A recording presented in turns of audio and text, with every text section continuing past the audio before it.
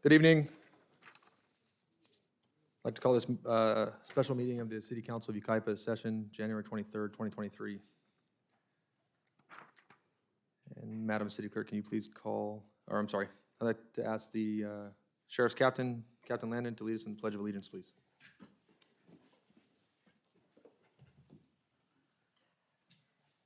Thank you, Mayor and council members. Please join me in the pledge. Ready, begin. I pledge allegiance to the flag of the United States of America and to the republic for which it stands, one nation, under God, indivisible, with liberty and justice for all. Thank you. Thank you, ma'am. Kim, can you call roll, please? Councilmember Garner. Here. Councilmember Thorpe. Here. Councilmember Venable. Here. Mayor Pro Tem Duncan. Here. Mayor Beaver. Here. Moving on to public comment. As a reminder, this is public comment to the agenda items that are on the special council meeting. Conference with labor negotiator, item city mayor, or I'm sorry, city manager and city attorney. So please limit public comment to those two items. The time for full public comment will take place at the regular city council meeting starting at 6 o'clock. And we will move through these public comment. We have 3-minute speaker times. First speaker, Shirley Dalton.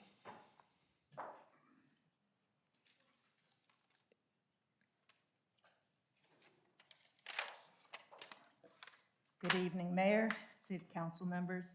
My name is Shirley Dalton. I'm chairman of the Yucaipa Mobile Home Residents Association. I was dismayed to learn that, with no warning to residents of Yucaipa, our respected city manager Ray Casey and city attorney David Snow have been forced from office. Ray Casey has been effective, honest, and dependable manager. He has been helpful to YMRA and is willing to work with park residents to address our issues and concerns. Only 3 months ago, his contract was renewed for 2 years. What happened to change that? I'm not sure that Chris Mann is qualified to replace him. How does 4 years as city manager of an exclusive gated community with a population less than 12,000 qualify Mann to run a growing, diverse city of 50,000? If Casey needed to be replaced, why didn't the council look closer to home for a qualified city manager? Our current assistant city manager, Jennifer Crawford, certainly has the skills and experience to move up to city manager. How will Stephen Graham, the proposed new city attorney, be able to work with Yucaipa? I understand he will continue to serve as city attorney for Canyon Lake, Indio, and Hemet, as well as remaining general counsel for Yucaipa Valley Water District and the Idlewild Fire Protection District. Will he even have time for Yucaipa? YMRA represents 41 mobile home parks in Yucaipa, with 4,000 mobile homes and about 10,000 park residents, approximately 20% of the population of Yucaipa. Many of those residents are seniors or low-income families. YMRA has serious concerns as to Mann's ability to deal with issues relevant to mobile home park residents. YMRA strongly opposes placing Ray Casey and David Snow with Chris Mann and Stephen Graham, and we request the council to reconsider this unprecedented and perhaps illegal decision. Thank you. Thank you.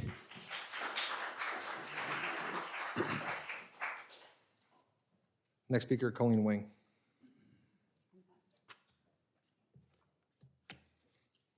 Who? Colleen.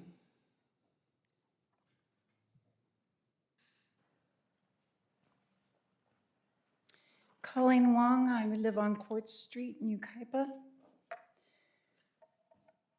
Last meeting, we lost our city manager, And this meeting, I understand that you have already offered the position to Chris Mann.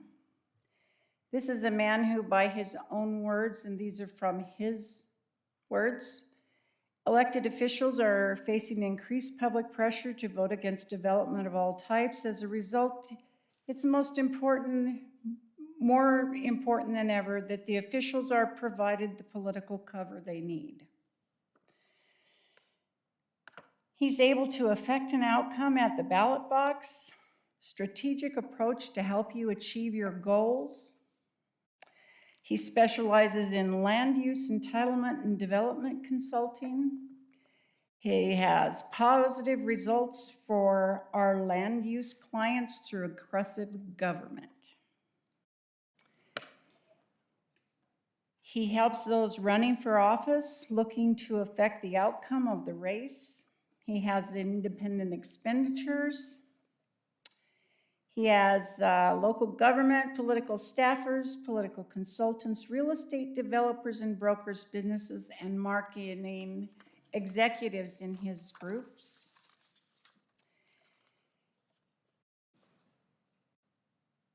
He has been an active partner in numerous development projects in California, Nevada, and Arizona.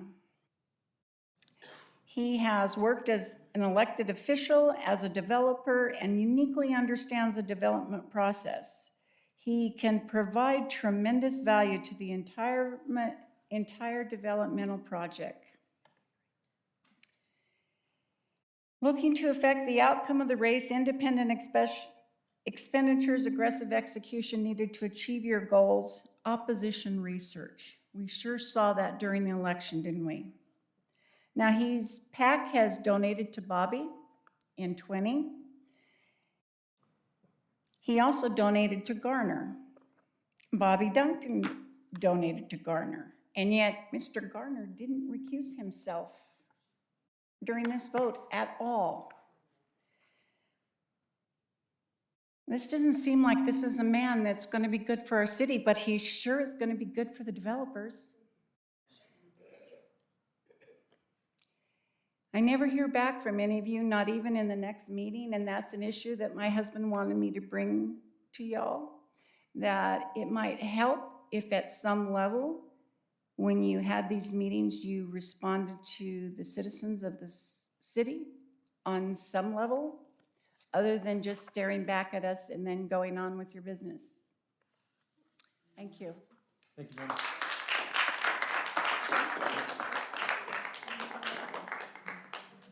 Colleen, I will issue a response during open session as we're limited on time here. Okay. Next speaker is Lloyd Rexdad, and again, this is limited to these agenda items only. We do need to get into closed session, so if you are going to repeat what somebody said, please come to the microphone, let us know that you second what they said, and keep your comments to the 2 agenda items, please. 3 minutes, right? Yes, sir. Lloyd Rexted, 35741 Fremont Court, Yucaipa. It's been said that elections have consequences. However, I'm here to remind you tonight that arrogance also has consequences. Yucaipa City Council wants the community to believe that Ray Casey retired. The fact is, you are insulting the intelligence of the Yucaipa citizenry by presenting this narrative, and it's incredulous. Clearly, you fired him and bought out his salary package. Given the fact that his contract had just been renewed 3 months ago, his dismissal and his buyout is totally irresponsible from a financial standpoint. All the citizens of Yucaipa know that he was fired, and all the citizens of Yucaipa also know that 4 of you sitting up there are responsible for this act. The citizens of Yucaipa will not forget this display of lack of integrity that this demonstrates. Given the total disregard for ethics and propriety in your outright dismissal of Ray Casey, all the staff in City Hall now knows they're potential candidates for immediate dismissal as well. Mr. Rexdad, this agenda item is for the city manager and city attorney for the negotiation of their contract, not about Ray Casey, sir. The public comment at the 6 o'clock meeting, it sounds like more appropriate for this comment, sir. Can I finish? Can you limit it to the 2 items as discussed on the agenda? I'm addressing Ray Casey. Is that okay? That's not what's on the agenda, sir. We're discussing the What's contract. public comment? Right, limited by our municipal code to what's on this agenda, sir. See, And if you, all you're doing, and I'll sit down, but I just want you all to know, all you're doing is destroying your credibility. You don't want to let people talk. I want to hear what. I'm not going to listen to that. You're just destroying the credibility of a city council that has for years had huge trust and integrity from this community, and you don't have it anymore.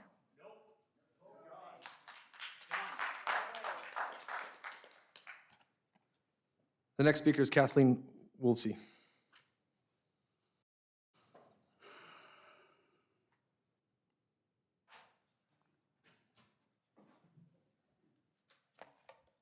Kathleen Woolsey, 13624 Scenic Crest Drive. I've lived in Yucaipa for 35 years. And am I supposed to turn this timer on? Thank you. I don't see anything specific on the agenda that we can or cannot talk about. So, because it just says public comment limited to items on this agenda, and then it has a closed session information. That is this agenda, ma'am. So this special city council meeting consists of a closed session agenda item, 2 of them. Okay. I'll read them for the record. Conference with labor negotiator under Government Code Section 54957.6, 1 item. City negotiator, mayor, unrepresented employee, city manager. Second item, conference with labor negotiator under Government Code Section 54957.6, 1 item. City negotiator, mayor, unrepresented employee, city attorney. That is what's on this agenda item, ma'am. Thank you for clarifying that. I do not understand how we would bring 2 people in from Canyon Lakes, a community that is not near us, that they don't know anything about us, and put them in a position that they would have so much power in this city. I look at the board behind you, City of Yucaipa. I am proud to be a Yucaipan. I trust in God, but I need to be able to trust that my city council, my mayor, and all members of the council are going to do what is right for this community, not for someone's pocketbook, not for ulterior motives, and not to put someone in a position that they have no business being in. Thank you. 2 minutes left if you can give it to someone else. Thank you, ma'am.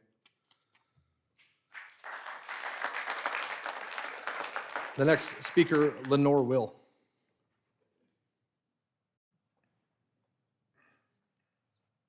Good evening. My name is Lenore Will, 10,008 Jefferson Street, Yucaipa. I have written or practiced nothing to say tonight. I moved here in '68. I'm proud to have worked for the school district and ride tailboard on the red trucks, and then I went to work on the green trucks. My husband and I have 80 years of firefighting. We think we know the area very well. I think Ray Casey needed to retire. Not that I don't like him. I think people in that position a long time maybe need to move on. But what you did is so blatantly wrong, I'd say illegal, underhanded, and unethical. Your ethics training was this week. Holy crap. Did we listen?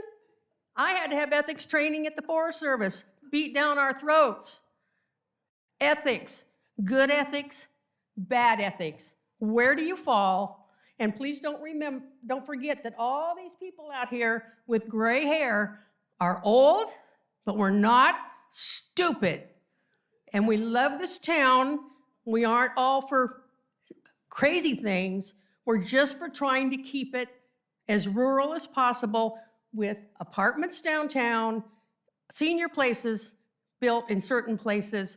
We all kind of agree on that, I think. So what happens when you guys turn your backs on all these gray hairs, me included?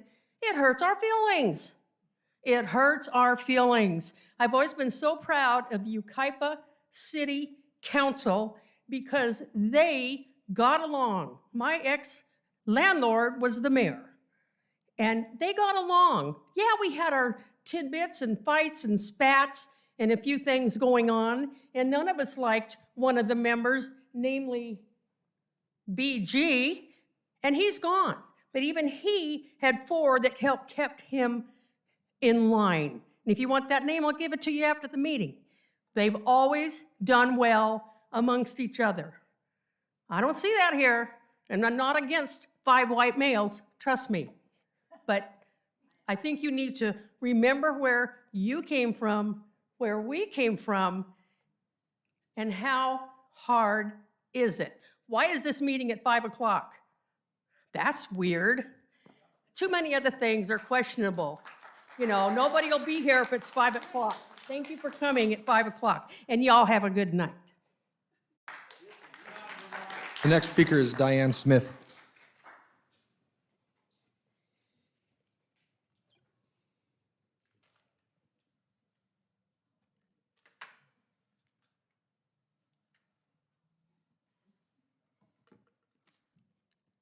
Someone before me was a little short, so I'll move it up.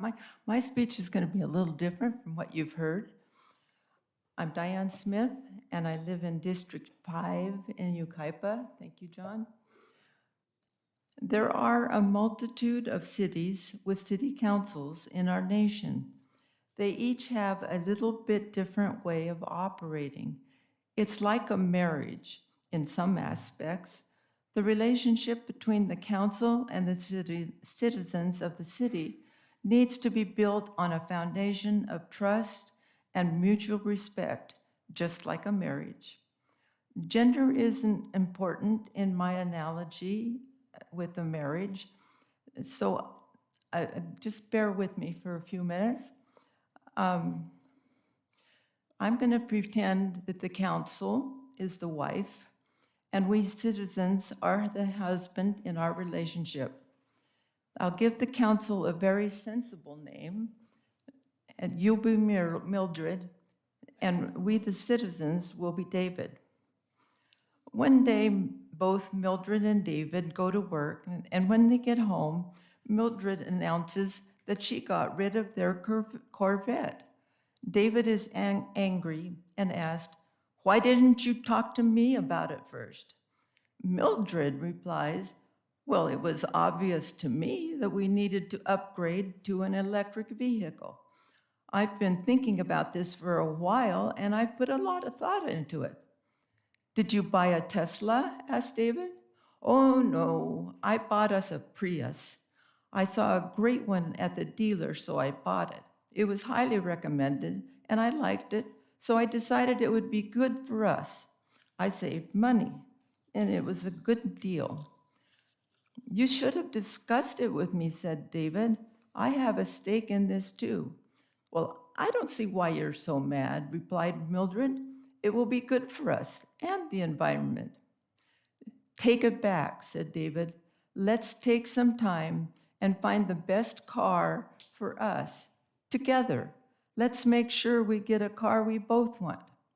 So, Mildred, I'm asking you tonight in closed session, take it back.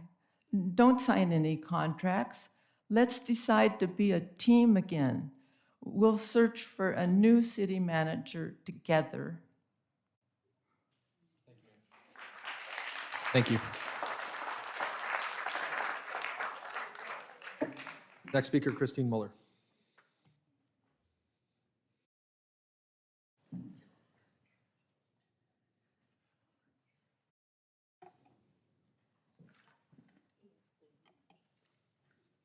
Diane always cracks me up. Christine Muller, Funridge Place, Yucaipa. I'm going to save some of my comments for the city council meeting. I'm going to second some of the other comments. But the first thing I want to bring up is I've been on some of the committees for years and years, and worked with Fermine and Jennifer for years. Between them, they almost have 40 years of experience. And I submit to you that you should consider how you would feel if you worked for one company for 20 years and rose through, worked so hard on so many different projects, accomplished so many different goals, and were celebrated The city staff has been celebrated over these years with awards and all kinds of things. I want you to think about how you would feel if you were replaced by somebody that is not as qualified as these two. The other thing I want to say is old adages are old adages because they're just common sense. I have a few for you. You reap what you sow. Those who have nothing to hide, hide nothing. Everything always comes out in the wash. Gentlemen, don't make another bad mistake. Thank you.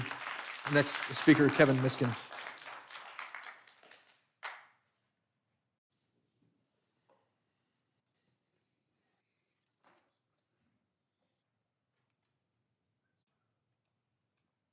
I'll make this quick with a second, but first of all, just wanted to express appreciation to you, Mayor Beaver, for coming out and listening to the people on Saturday. That was greatly appreciated. It was at that meeting, which lasted more than 2 hours, that many members of our community expressed some deep concerns and some ethical concerns which have been mentioned here.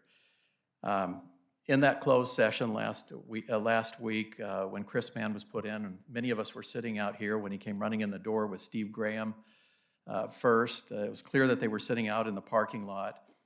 But on our Saturday morning meeting, there were some of our citizens who had done some research and pointed out that Chris Mann had contributed to elected Matt Garner's campaign back in January of last year.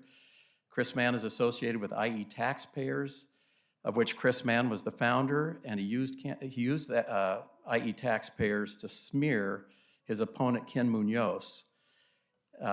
And IE Taxpayers Association was also a contributor to some of the campaigns of some of the councilmen here. We were also asked to go and research Chris Mann's webpage for Mann Communications, and some of those have been quoted here tonight, some of the things that Chris Mann actually put on his webpage, including things like, it's more important than ever that officials are provided the political cover that they need. Also on his webpage, whether seeking project approvals, looking to affect an outcome at the ballot box, Mann Communications has the right experience. I don't think this is the man that Yucaipa needs. Thank you. Next speaker, Ramona Eldridge, I'm sorry. Ramona. I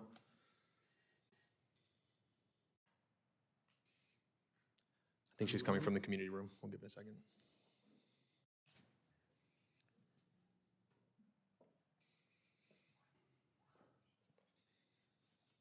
Hi, I'm Ramona Etheridge. I live on Ivy. I missed the meeting on Saturday, but I heard it on the video. It was good. And thank you, Justin Beaver. It was good. There's a part in the Bible where Jesus puts his hand on the blind guy. And the blind guy says, I see men as trees walking. And that resonated with me because when we allow men to guide the affairs of this life, and we think they're huge, we think they're massive, but what happens to trees? They get cut down. And I think there's only two kingdoms in this world. There's the kingdom of God and the kingdom of Satan. If you are not walking upright with God, you are in Satan's kingdom. And I plead with you right now, repent, because the kingdom of God has come upon you. I am warning you because I do not want your blood on my hands. And can you, everybody say in here? Is this relative to the contracts? Yes, it is. How so? Can everybody say regulation is not a law? Can everybody say that? Regulation is not a law. Everything that they're doing up in North Bench is regulations. Ma'am, we're not speaking about that at the moment, but I would invite you back to our it's- 6 o'clock meeting for public comment. It's made by regulations, I understand, ma'am, but which this is is not not relative a to. law. Oh, So remember that, remember. Everybody think about that, because the AVA came with regulations. Thank you, ma'am. Not a law. Okay, thank you. Next speaker, Jamie Hellwig.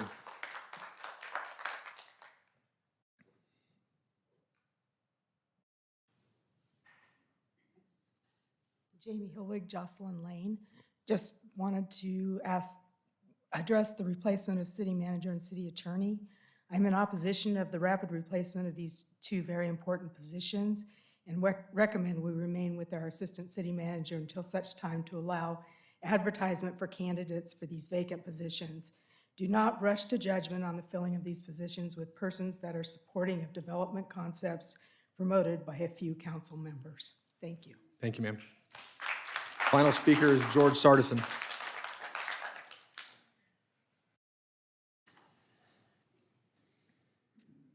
George Sardison, 12451 Custer Street.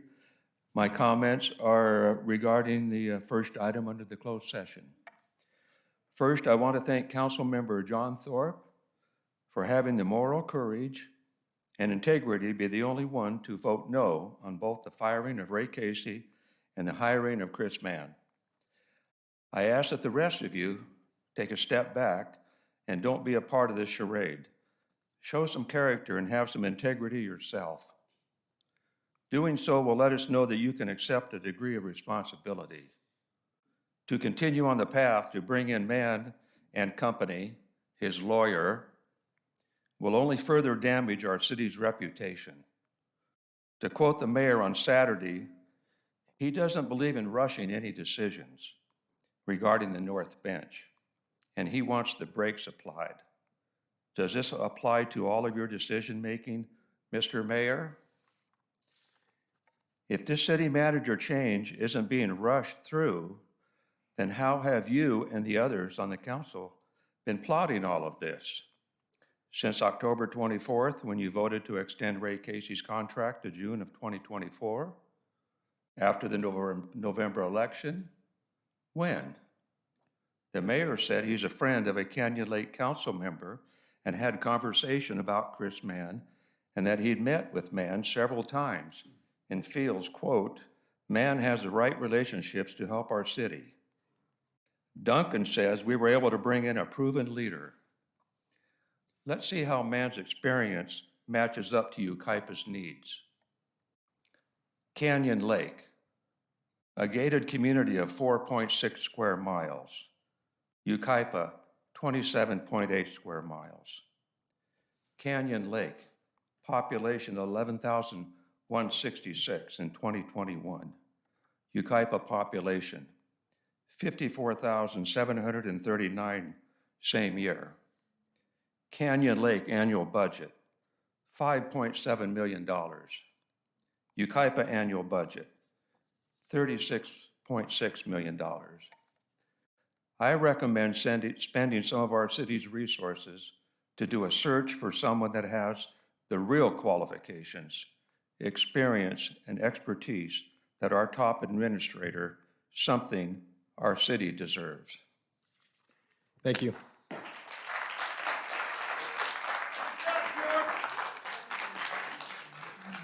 That concludes public comment. We will now adjourn to closed session. Justin, I wanted to make a comment before we break.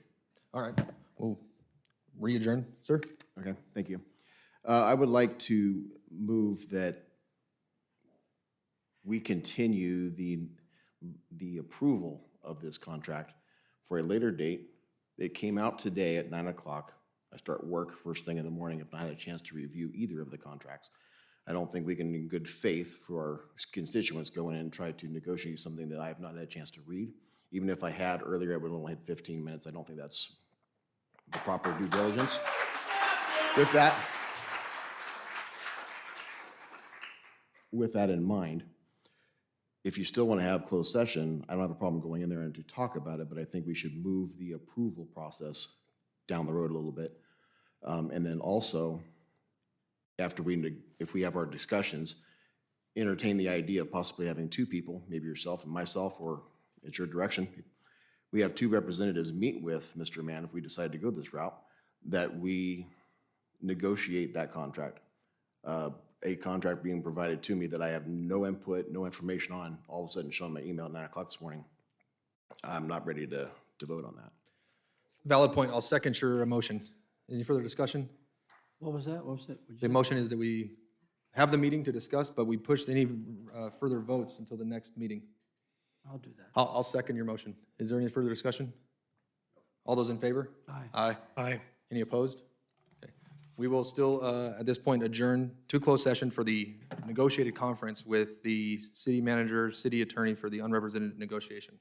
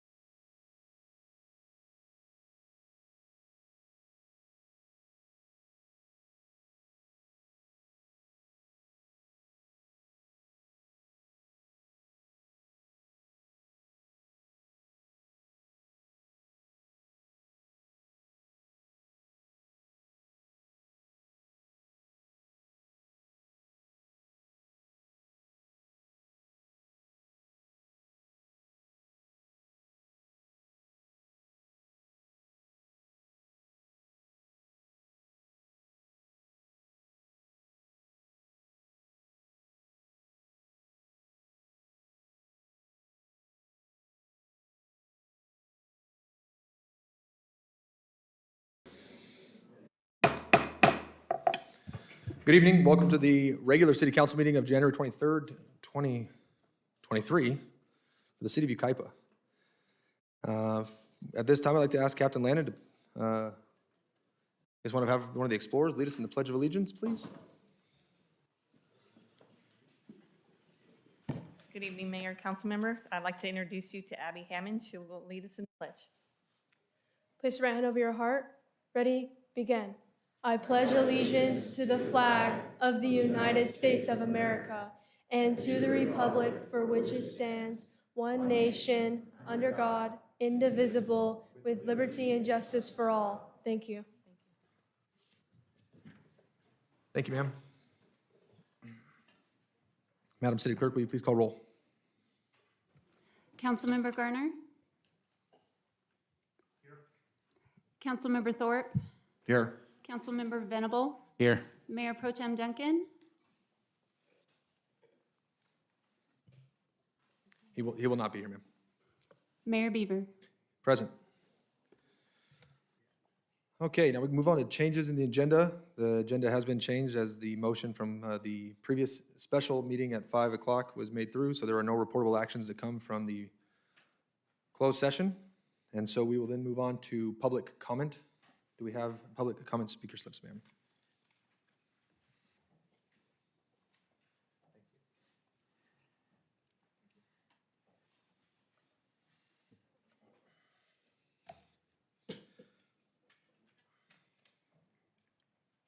The first speaker, Mr. Dan Crane.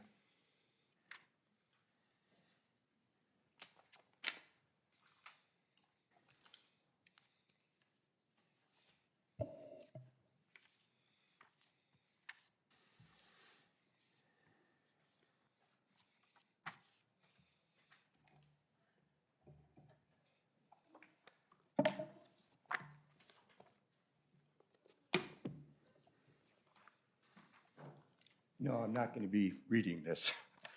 My name's Dan Crane, 35690 Oak Creek Drive here in Yucaipa is my address.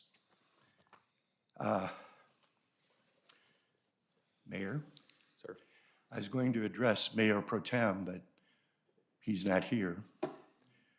Other council members, staff,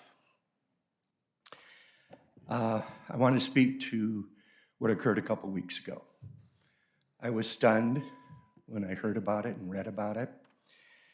And so I want to share with you a few things. This is a code of conduct for city council, which is Yucaipa's. If you haven't read it, all council members, I would encourage you to do so. There's some very important points in it. One of them having to do with trust. And I'm afraid to say that right now, there's a great deal of distrust on the part of the citizenry with the council. There was no conflict, or at least relatively small amount. Now we have a lot of conflict. There wasn't the kind of divisiveness that we have now. And this was simply raw politics. Politics used to have a good name. It comes from the Greek word polis, P-O-L-I-S, which stands for people. That's what government is all about, is for the people. I have a little bit of experience for some of the old timers here who know of me. I served as mayor a couple different times in the 90s. I served on our school board where we had to replace a superintendent, so I have some knowledge of replacing executives. And I repeat, I'm just stunned and extremely concerned as to the action that this council took. There was a statement that was made in the paper that this was a big win for Yucaipa. And I would submit to you, I think not. I think not. This wasn't a big win for our community. I think we may all be familiar with the smell test.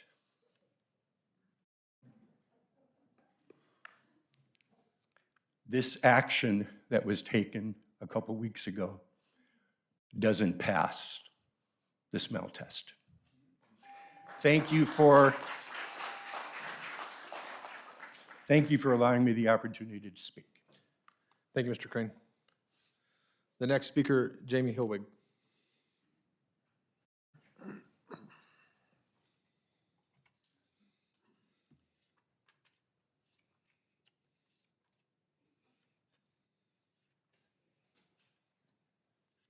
Jamie Hilwig, 10229 Jocelyn Lane. First, this is redundant, replacement of city managers and city attorney. I'm in opposition of the rapid replacement of those in two very important positions and recommend we remain with our assistant city manager until such time to allow advertisement for candidates for these vacant positions.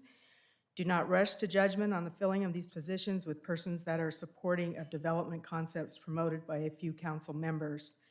Item 2, I am also opposed to the change of the certified general plan for APNs 0320-161, 08, 09, and 0320-181-28, known as the Serrano Estates Development.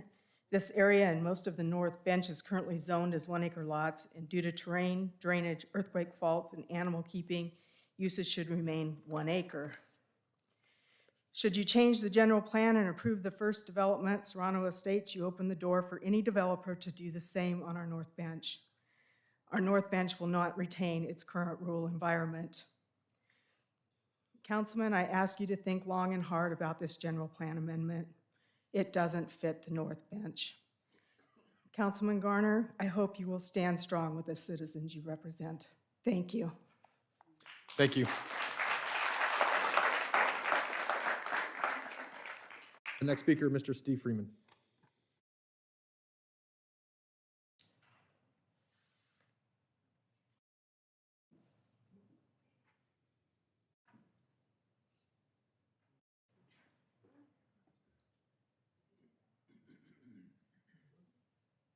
Somebody see him coming?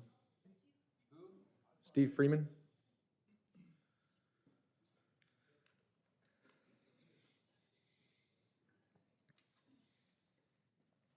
Hi, my name's Steve Freeman. I live at 35155 Juniper Avenue, Yucaipa. After the bloodletting here a couple of weeks ago, with no clear explanation coming from the city leadership, I wondered what happened. What did he do right? What did he do wrong? Why is he gone? And the replacements were out in the parking lot. I just was trying to come up with a possible answer, what went on here. Then it came to me, I have a degree in political science. I should have figured this out. And that is to follow the money. So I went to the city website and looked at the campaign donation information. And I think that's something everybody ought to do. And voila, I see it all now. Mr. Venable had donations of over $18,000 for his campaign. And I think there are about 22 separate donations. Only 27% of the donors were from Yucaipa. About 36% of the donors lived in Orange or Los Angeles County, and even Santa Clara County up by San Jose. Mr. Garner had close to $25,000 in donations for his campaign. 38 of those 38 donations total. 42% of the donations came from companies or people that lived in Los Angeles, Orange, or Santa Clara County, again, up north near San Jose area.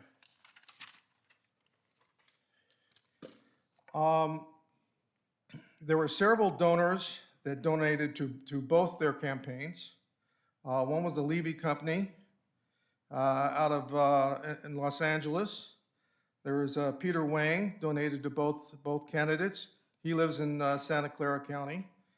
Pine Street Development donated $4,000 to each candidate. There's Tim Lynch from Upland who donated to both candidates. The Fallbrook Development Company out of Orange County donated. I think they donated both candidates. And then there were a couple of employees or associates of the Levy Company that also donated to the candidates. Bobby Duncan also donated to Mr. Garner. So I know what happened here, what happened to our city manager. So I ask you all to go look at the city website, look at the donations, the political donations, and remember to follow the money. Thank you. Thank you.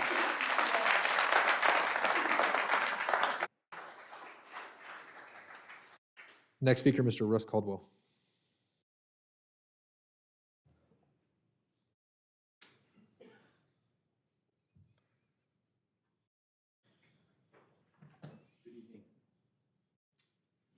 My name is Russ Caldwell. I'm at 35492 Ivy Avenue. While I'm also opposed to some of the development for the Serrano Estates, I thought I'd practice on a different subject this evening that I wanted to bring to your attention.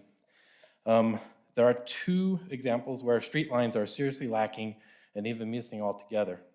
The first one is Yucaipa Boulevard between 3rd and 4th Streets, and California between Avenue D and Avenue E. While there are a few reflective flags there, it's a little indication of the individual lanes as well as the center meridian.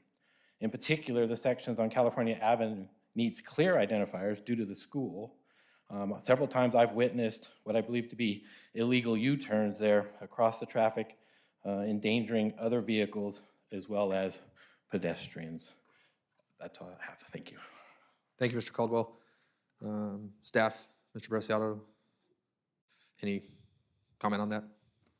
Yes, excuse me. Yes, Mr. Mayor. There are some streets that are identified to be microsurfaced in the near future. The City Council has already awarded the contract. As part of the first two steps to do that is the crack sealing and then the removal of the striping. Due to the cold weather, we haven't been able to resurface those streets, but we'll make sure to get that scheduled as soon as possible when the weather warms up. And excuse me, and in the meantime, we'll make sure that we have those temporary reflectors properly placed so they're visible.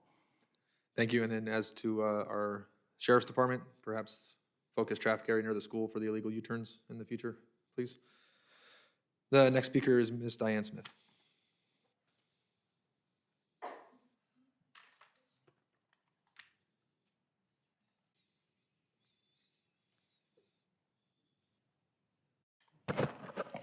I'm Diane Smith. I live in District 5 in Yucaipa. Mr. Mayor and the remaining council members, I have to say I was pleasantly surprised at the closed session. Councilman Thorpe, you've got my admiration to be able to stand up and say, I haven't been allowed sufficient time to look at the contracts. And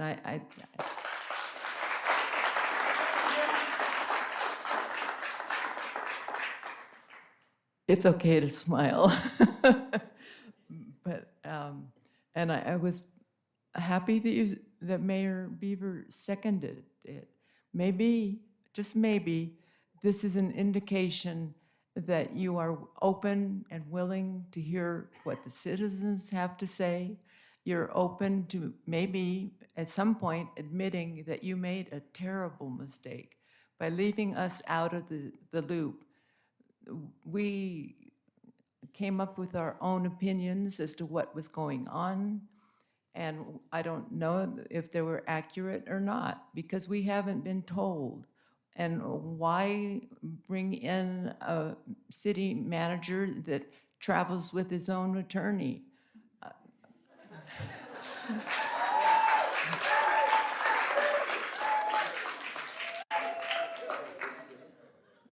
And I think the speaker named Steve, I didn't get his last name, he was right on when he said follow the money.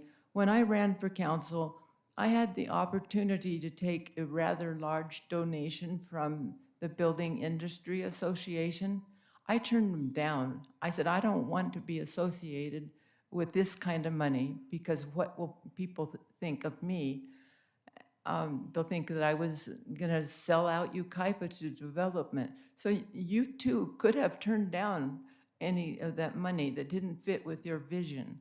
And so that's why I think it was very wise of Steve to say, follow the money, because that gives us some clue as to what you are gonna do. I hope that this first step is a good indication that from here on out, you will be open and transparent and work to gain our trust back. Thank you. Thank you, ma'am.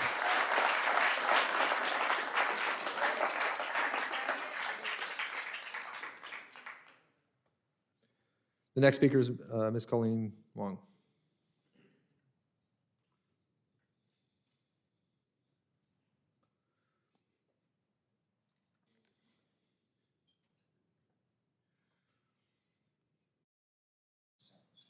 Three five one five zero Court Street in Yucaipa. I'm going to repeat to you some of the stuff that I said before. And even though I know that Mr. Mann no longer has Mann Communications, unless he's going to completely disavow every opinion and everything that he's worked for in the past, all of these things still apply to him, which is elected officials are facing increased public pressure to vote against development of all types. As a result, it is more important than ever that officials are provided the political cover they need. And I think that this is particularly relevant when you add together all of the other things that I read to you before, where he is working for positive results for our land use clients through aggressive government. All of these are his own words. He is specializing in land use entitlement and development consulting. He has been involved with local government staff, political staffers, political consultants, real estate developers and brokers, business and marketing executives. All of these things are supposed to be an improvement on his performance here. I don't think so. He is an active partner in numerous developments in California, Nevada, and Arizona. He was an elected official as a developer. He understands the development process. None of these things really recommend him in my mind, because we have a lot of unique and wonderful things about this city that have a lot of stresses to a lot of people and to a lot of our city. One of the things that I'm wondering about is why the package deal? Why did we need to have his attorney and him? Is that there's something to be said there?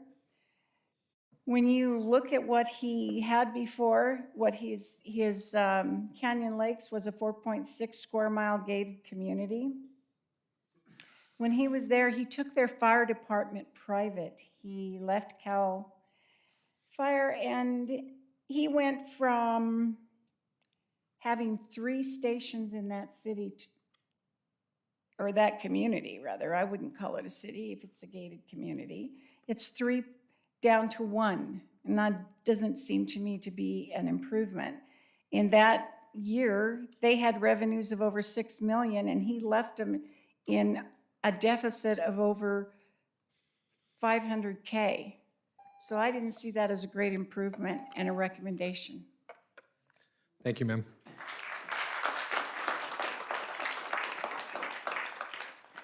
The next speaker is Ms. Linda Roberts Ross.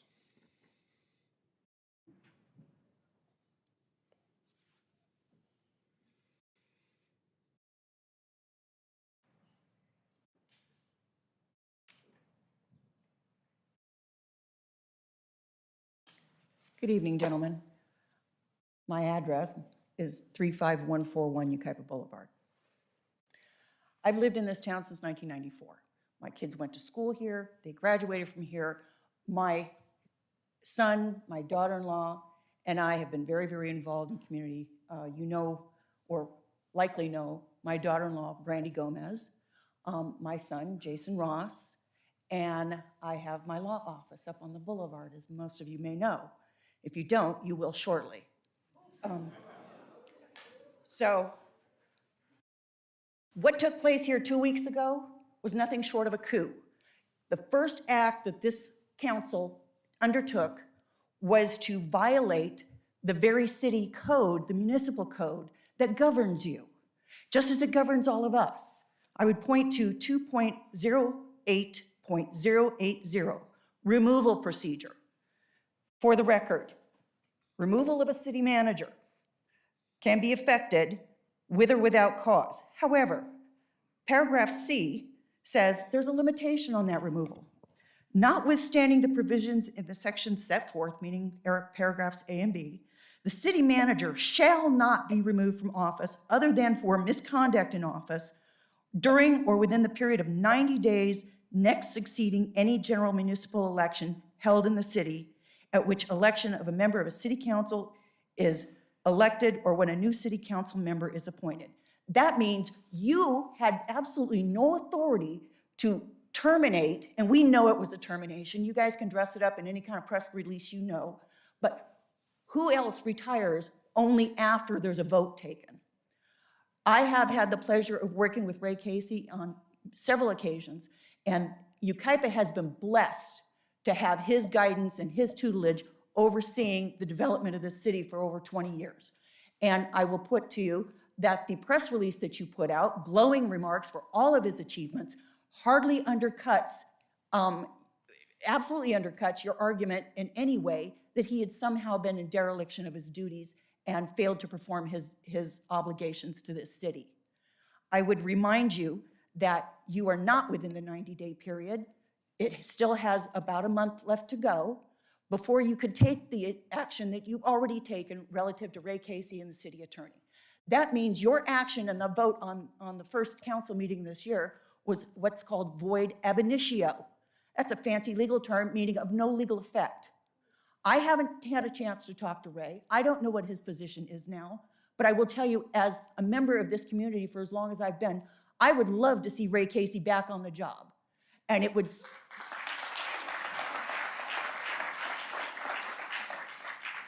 save this city thousands and thousands of dollars, because now you're going to bring somebody else in who has questionable, if any, merit to being replaced, coming on the heels of Ray Casey.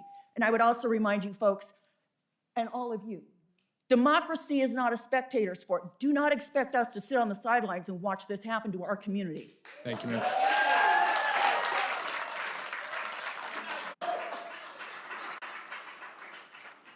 The next speaker is Mr. Scott Riley.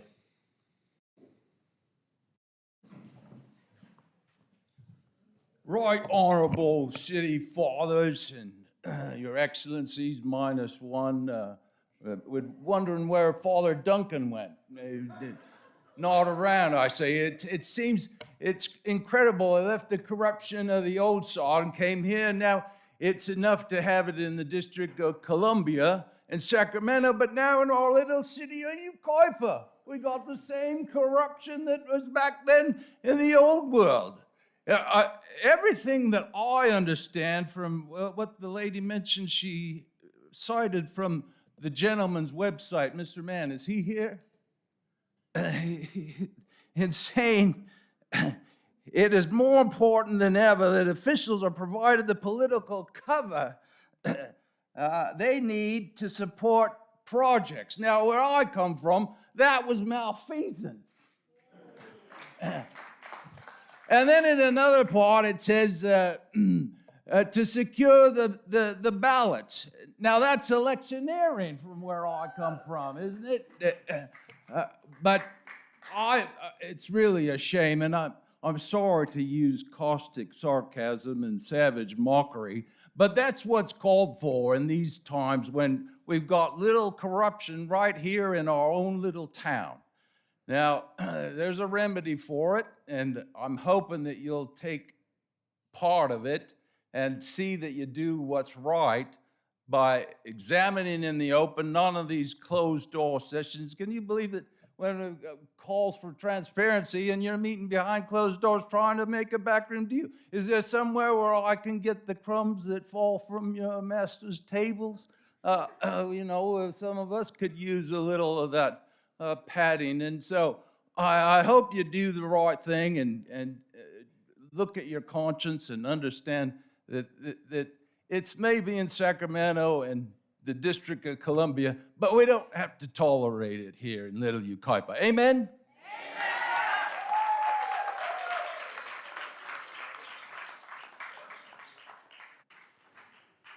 Next speaker, Ms. Amy Simmons.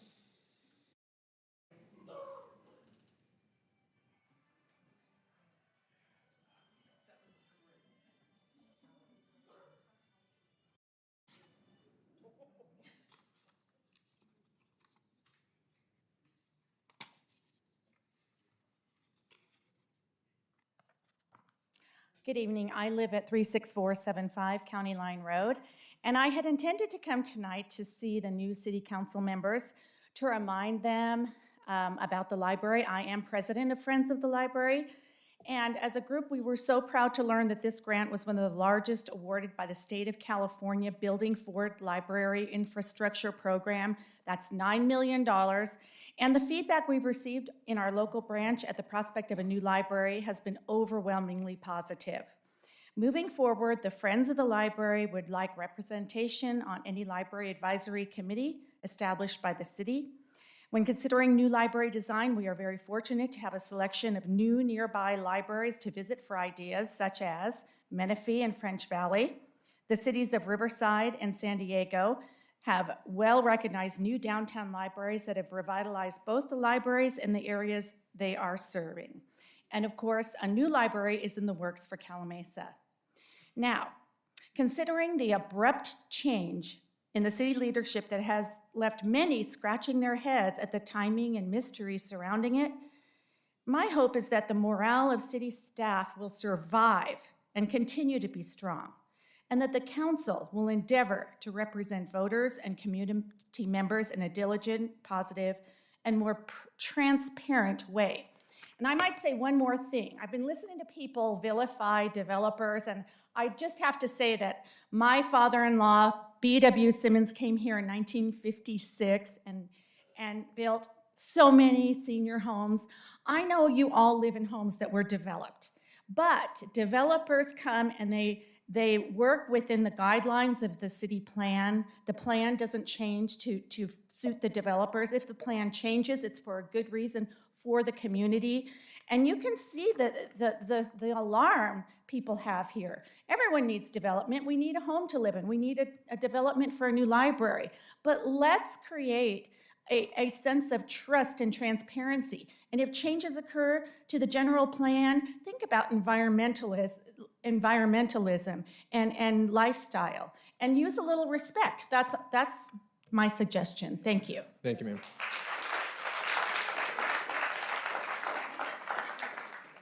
Next speaker is Mr. Kevin Miskin.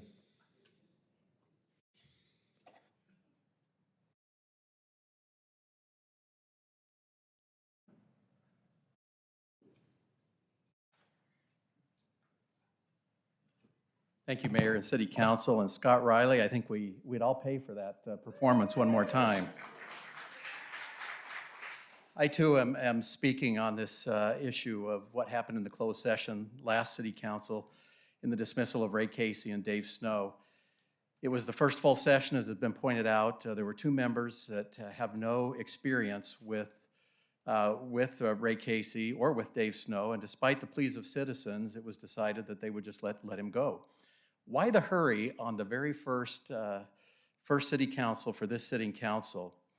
The City Council then installed Chris Mann and his fellow city attorney, Steve Graham, who was apparently sitting outside. We watched them come in the door when they were called. The position wasn't even open yet, and it's apparent that this was all pre-planned. There was no vetting, no posting of the positions.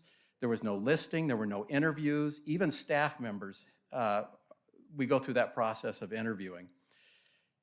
Chris Mann and the city attorney just happened to fall into our laps, as was quoted, saving the city tens of thousands of dollars.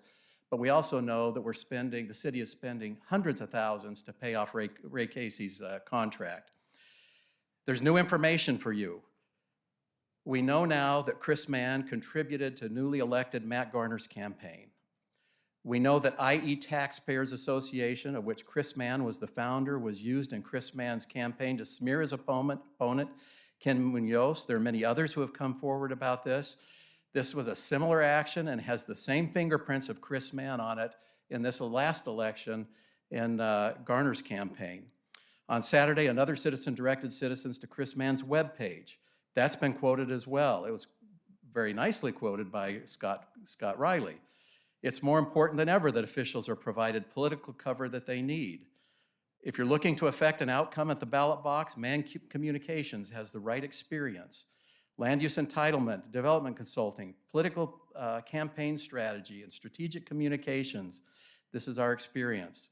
In addition to that, whether running for office, these are quotes, looking to affect the outcome of a race through independent expenditures, or forming a new political committee or organization, Mann Communications can provide the winning strategy.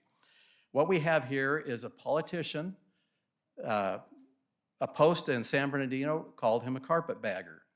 Practice political strategists. The experts at Mann Communications have a track record of success utilizing strategies and tactics such as voter targeting and direct mail, live automated phone banks, et cetera, et cetera. Now you have the facts that you didn't have when you made this decision 2 weeks ago. I believe this is new information because I don't think you would have made this decision knowing this about Chris Mann and what he represents. Therefore, we're asking you with this new information to do the right thing and reverse this decision.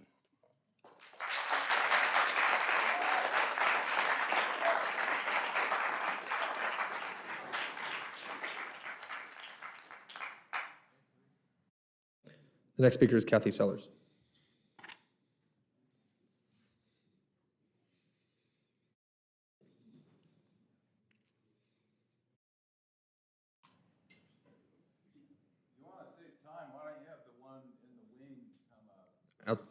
Outstanding suggestion, sir. Following Kathy Sellers will be Denise Work.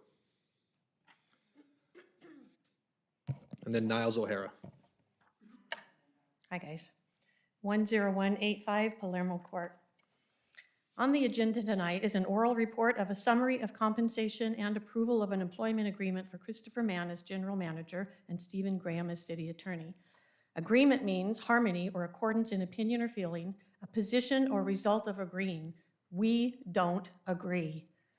There needs to be a healthy opportunity for a robust selection process for these two positions. The Institute for Local Governments lists 10 steps to improve collaboration in local government. 1, get the mayor on board. 2, identify leaders to connect with.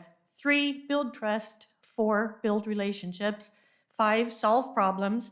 6, get everyone on the same page. 7, build culture and capability. 8, incorporate accountability. 9, build a model for the future. 10, expand to bridge the divides.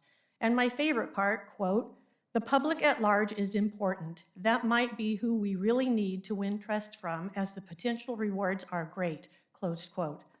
Rumors abound of more City Hall employee forced retirements coming soon.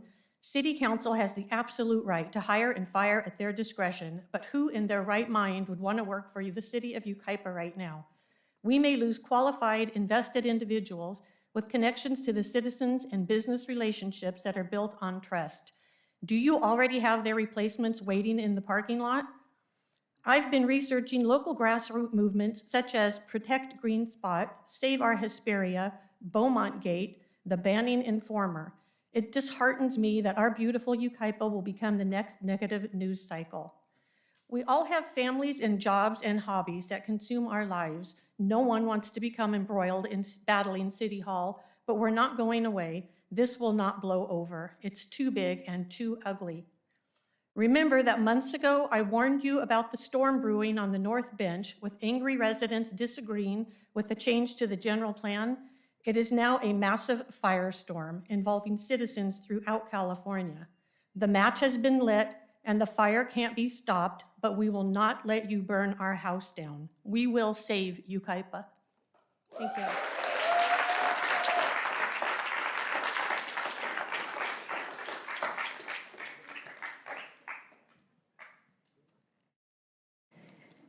My name is Denise Work. I live at 37202 Lime Kiln Drive. Mr. Mayor and City Council, there are many moving parts to what's happening with this City Council and the state of play in Yucaipa right now. I've been serving in one capacity or another for over 25 years in this city. I've never observed such blatant disregard for the laws that govern local elected officials. Perhaps a few of you can blame ignorance. However, as you know, Mayor Beaver, ignorance of the law is no excuse. I tried to wrap my head around what's happened here 2 weeks ago, and there simply is no logical way so that a forced retirement of Ray Casey and the subsequent hiring of Chris Mann, all on the same evening, was not orchestrated by one of the three men that voted for his retirement. The Brown Act is wrapped in state law in California. The Senate's Section 54952.1 states any person elected to serve or a member of a legislative body who has not yet been sworn into office shall conform his or her conduct to the requirements of this chapter and shall be treated for purposes of enforcement of this as he or she had already assumed office. And the reason I'm reading that is because the only way to avoid that I can see that could have avoided a serial meeting according to the Brown Act and having this orchestration of what took place would be if perhaps someone spoke to Mr. Garner before he took the oath of office. But I want you to know, after the election, you were and will be held accountable for what you do and the decisions and the conversations, just as if you were sitting there and had been sworn in. So, as I said, I've been trying to wrap my head around it. How could this have happened? And the other thing is that about a serial meeting, which includes teleconferencings, any discussions, deliberate or taken action on any item that is within your jurisdiction, a majority of the member of a legislative body shall not, outside of a meeting, use a series of communications of any kind, directly or through intermediaries, to discuss, deliberate, or take action on any item of business that is within the subject matter jurisdiction of the legislative body. So what I've been, sorry. Finish your thought, ma'am. I just want you to know that I don't think that Mr. Mann's resume floated down and was right in front of you on the same night as Ray was waiting outside to see if he was going to be retiring so that he could and run in here and so that you all could just say, yeah, we like this guy. I don't see how that happens. So it just defies logic, and I hope that if you are guilty of this unknowingly, you should be aware that that is a violation of the Brown Act. Thank you, ma'am. Thank you.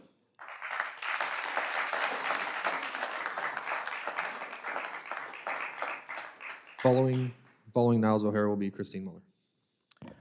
I'm Niles O'Hara. First off, Yucaipa, congratulations. Good on you for being here tonight and making your voice known. This is what the civic process looks like. I came up here with a certain set of words that I had prepared, and after experiencing some of the comments that I did walking up, some of you in this chamber want to try and tell me that I should or shouldn't say certain things for or against someone, like if you have any sort of sway over what my opinion and my observation is. I'm bound to the truth. I live in reality. I work for a living, and I live on planet Earth. what I want to emphasize to everyone here today is that we have a good city, you guys. This is not a subject worth tearing ourselves apart. I have people I know and love on either side of this issue. Some of you I've known for majority of my life. To suddenly have this feeling like if our town is being torn apart, please, everyone, take a deep breath, analyze the facts, work according to the dictates of your conscience. Again, I will speak to what I've seen and to what I know. Serving on the Water District as your representative, as one of your representatives, I can only attest to the performance that we've experienced under the leadership of President Chris Mann. Chris Mann has done an excellent job at guiding the Water District through various challenges in which we helped improve the overall capability for our district. I trust that you elected officials here tonight are gonna do what you know is right. I trust that you citizens that are here tonight, stop coming at me with your comments of, if you know what's good for you, you will or won't say X, Y, and Z. Who do you think I am, okay? Let's have respect and decency. Can we say we tolerate? Can we say we tolerate one? Look at this. You see what I'm talking about? Mr. O'Hara, I can't even get words out. Mr. O'Hara, Incredible. can you just address the council, please? Council, thank you for your time. Thank you. Ms. Christine Muller.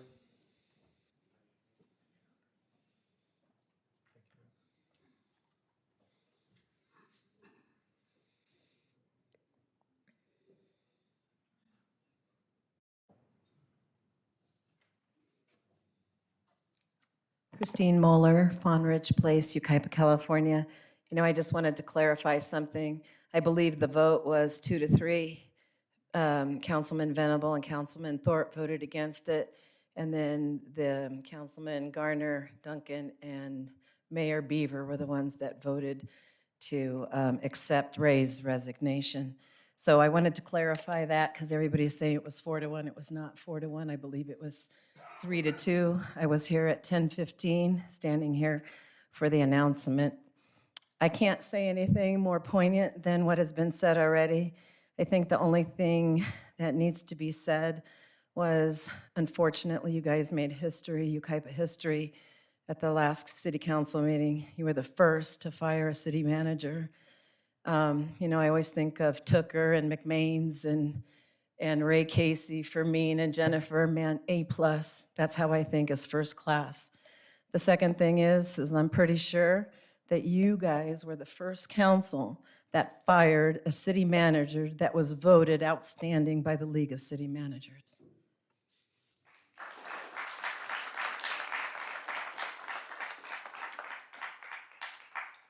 Mr. Jake Fry.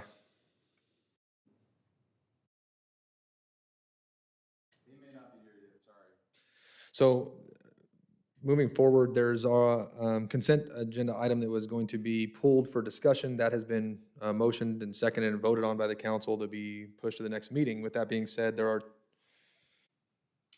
there's one public speaker, best I can tell, for item number 6. Would you like to speak now, Ms. Jamie Hilwig? Okay. So item number 6 will come back at the next meeting. We'll address that.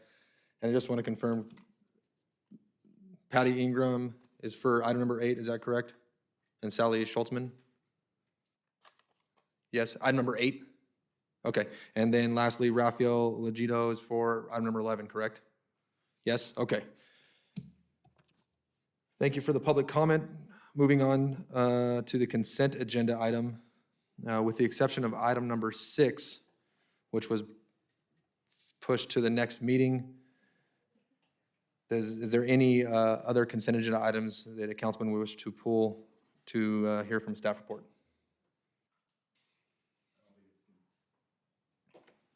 I don't think it's consent, but based on what we voted on, I think it also affects number 10.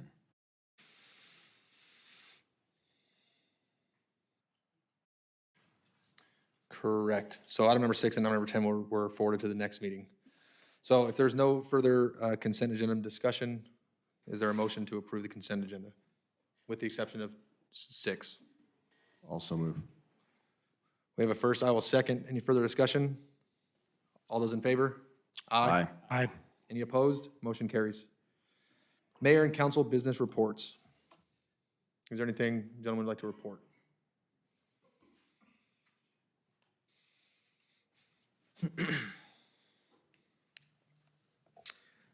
So I sought election in 2020 because I saw a real issue with the city of Yucaipa. We are facing a crime problem, and we are seeing the beginnings of that now. I receive significant incident reports from the sheriff's department and the fire department daily relative to significant incidents that affect our city. A senior citizen in a mobile home park being carjacked, her neighbor coming to her aid to be ran over by the homeless criminal, a rise in crime in the uptown, burglaries to new businesses that have spent thousands and thousands of dollars to invest in our community, defecation and urination and drug use plaguing the area. I received an email about 2 weeks ago, and I haven't responded to it yet, and I'm pretty diligent about responding to my constituents. In fact, today I was offered commendation from somebody who said I responded via phone call to their email within 30 seconds of a concern. I take pride in that, but I'm lost in words as it relates to a concern about I don't feel safe driving the area of 4th and Boulevard. I have my Walgreens prescriptions sent to Calamasa because I just don't feel safe in Yucaipa. I take exception to that. I would love to actually just volunteer to escort that senior citizen to Walgreens and help her get her prescriptions. But instead, we live in a city that is plagued with crime because of the reckless, irresponsible, and dangerous decisions being made in Sacramento.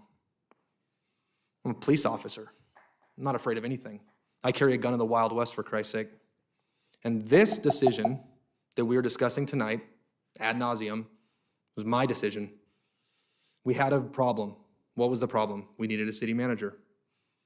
I championed the cause for Chris Mann. I know him. He didn't fall mysteriously into my lap. His resume, as so eloquently put it, didn't float down from heaven in front of me. I know him. And why do I know him? Because he's a member of our community. He's the president of our water board. And he has served our community through drought and problems. He was waiting in the parking lot. Suspicious, right? Shady? I ask you this, would anybody vote to approve somebody they've never met? Of course not. So when I ask him to be in the parking lot, should these men have questions of him? He did that. That was my recommendation. Be in the parking lot in case these men have questions of you. I'm not in the business of sitting on the fence relative to decisions making. I make life and death decisions every day. Split-second decisions, because people will die if I don't. This decision was an easy one for me to make because I had thought about it for months. 100%. So here we are. I find a city manager of a city in Riverside County, and I do what I do best. I ask questions, hypotheticals. How would you handle this? What would you do? I'm impressed. His decisiveness, his willingness to make decisions. So we find ourselves here now discussing the matter, and I'm realizing that if a police officer was to do their investigations the way that this investigation was done, ignoring exculpatory evidence, they'd be in prison or certainly out of a job. There's more to the gentleman, Chris Mann, than what was been presented to council, but all that was left out. Has anybody spoke to Chris Mann? Has anybody actually talked to him? I have. Has anybody talked to any of his prior employers? I did. Diligence, right? Think so. It's incumbent on me to back up what I'm doing with fact, logic. I try to remove emotion from the decisions that I make. Perhaps that was the mistake, that I thought I was making a logical, common sense-based decision, void of red tape and bureaucracy. I don't need to think about how it's going to feel because I know in my heart of hearts that this is the right decision to make. So as it relates to the retirement, which falls outside the purview of the municipal code quoted by the madam,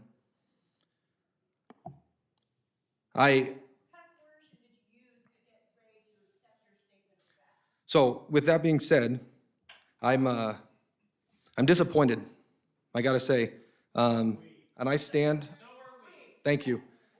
And I stand ready to back every decision I've made, and I hear you, I do. But Chris Mann has done nothing to this body. He hasn't. Ma'am, you will remain in order. You've had your public comment. This is the warning. If you remain out of order, I will ask the Sheriff's Department to escort you from the building. Chris Mann has done nothing to the city. He hasn't destroyed it. He hasn't left us in deficit. And I would argue that if his prior employer is now in deficit, either the council lost all control of their city manager, or the weak council made the decisions they made and left themselves in deficit. Because the city manager doesn't run the city. According to our org chart, the citizens run the city. We hear you. We hear you. Then the council, and then the city manager. So if a city's in disarray, it's because of the council. They foot the burden, and they carry that burden because they're the ones who make the decision.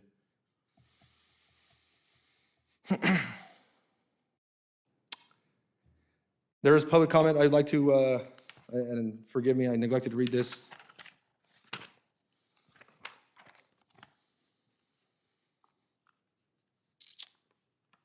Martha Glubka, I would like this read tonight at the meeting, please. I'm unable to attend due to my daughter having surgery, but feel I need to be heard. Good morning, Yucaipa City Council members.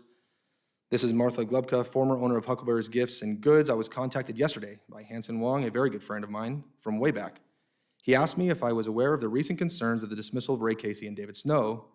To say that there is questionable evidence piling up is an understatement, and the facts that there seem to be no transparency as to why this happened is a huge concern to many of us.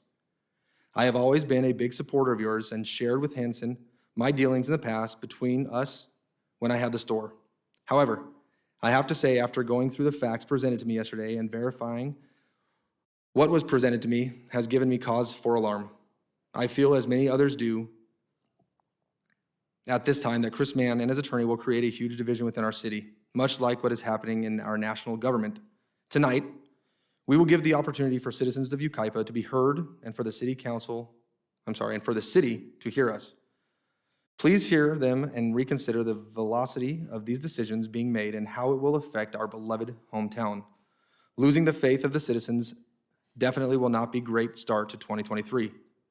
I want to continue to support and believe in all of you, and tonight, total transparency can bring back our faith in you and our system. I'm asking for you to represent us once again, and let's work together to fix the decisions and choices that were made before we are broken. From all I've researched, Chris Mann and his lawyer will not be the solution to keeping Yucaipa the hometown the majority of us yearn to keep.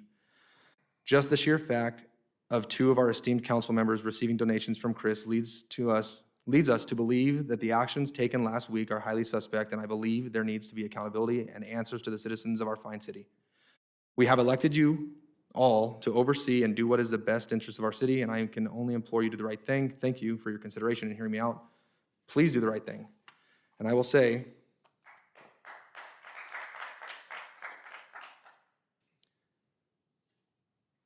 I'm responding to the question as to why we don't answer. I wanted you to know that I heard you and I'm answering. Right, wrong, or indifferent, that was why. I wanted you to understand what my 1/5 vote was. Moreover, I heard you on Saturday, and I mean every word of what I said. I will not entertain any general plan amendment to the city of Yucaipa that's not legally necessary. Not the request of a developer, but is what is necessitated by law or in extreme cases, safety.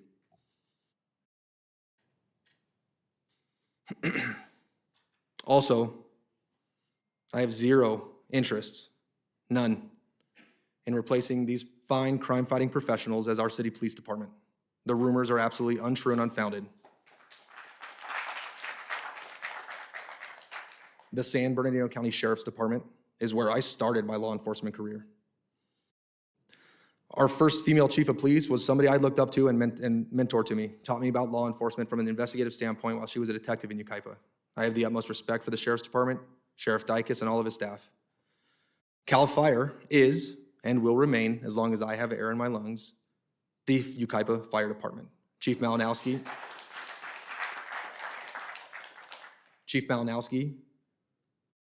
hats off to you. I hear in our public safety committee meetings how understaffed and overworked your folks are. And they do a phenomenal job dealing with the horrific conditions that are being imposed on us by a lack of advanced life support ambulances. Job well done, taking decisive action to save lives and doing things outside the box. I can't think of a finer professional group of firefighters I'd rather have in our city. The lies have to be amended now. I do not support that. I've been working closely with CAL FIRE's union to make sure that they are aware that that is not the case for me. So if I moved too quickly because I thought I was doing the right thing and it has upset you, I apologize. I didn't consider feelings. I didn't consider emotion. I thought I was doing the right thing, and I still believe that what happened was for the betterment of the city. Now, I will say this. Chris Mann was appointed to as our city manager on January 9th. He is our city manager. He starts March 1st. The only discussion that was being had in closed session was how much are we paying him. That's what we were discussing tonight. That's what we're discussing the next meeting. As I say this, it's uncomfortable because I don't trust government.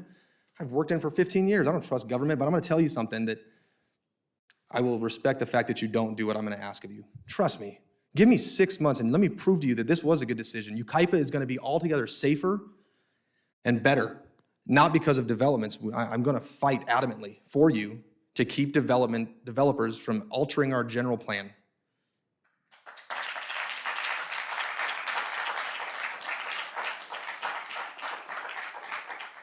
What I'm asking for is a chance. I don't want to, without touting and bragging on I'm a good leader. I promise I will keep the city in the direction the people want it. Let me represent you. The city is as strong as the council, and this council is only as strong as the people. City staff do a phenomenal job carrying out the policies directed to them by council, and we carry out your requests and your demands. I promise. Trust the politician. Give me a chance. Or here we are. But I've done my research. I've asked far and wide, and I believe that this was the right decision. And I understand that it feels uncomfortable. It does. Change is not comfortable. I believe change is inevitable. Growth is what's optional. Okay. Tired of hearing my voice. Is there any other councilman who wish to report anything? No? Okay. We'll move on to staff reports with Mr. Ben Matlock presenting the Enhanced Infrastructure Finance District amended resolution of intention and appointment of an at-large member.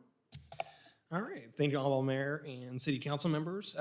Before you tonight is really just an amended and reinstated Resolution 2022-60 related to the EIFD formation. So the resolution itself or that process has already been approved in November. However, as part of the exhibit for the EIFD, a updated map was provided. And so as we go through that due diligence, we want to make sure that the current map on the resolution is there. And so that's provided for tonight's approval, as well as a appointment as part of the Public Financing Board for the EIFD. It was established with 2 city council members as the official members and then 1 public at large. City did reach out or advertise that public at large member. At the time of the staff report, we had not received any applicants. However, we did receive one today from a Miss Alexa Solnick, I think. I do apologize if I misspelled that. And so that citizen service application and her resume and information has been distributed, and that concludes my presentation. I'm happy to answer any questions. Thank you, Mr. Matlock. Any questions of staff? I got a question.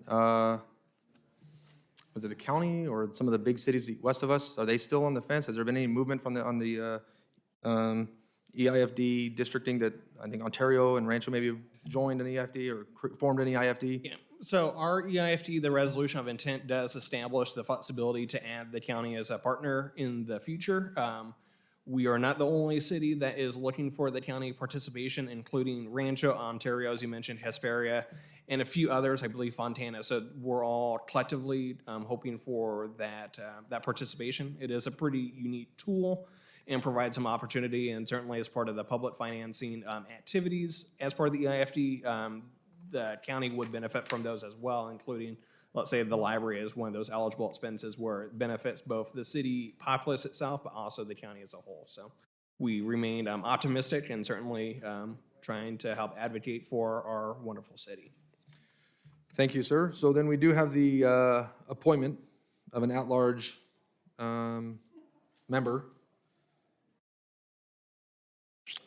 And I believe we have one applicant for that board, Mrs. Alexa Song. Are you here? I didn't recognize the last name. Would you like to say a few words? Would you like to speak on the matter, ma'am?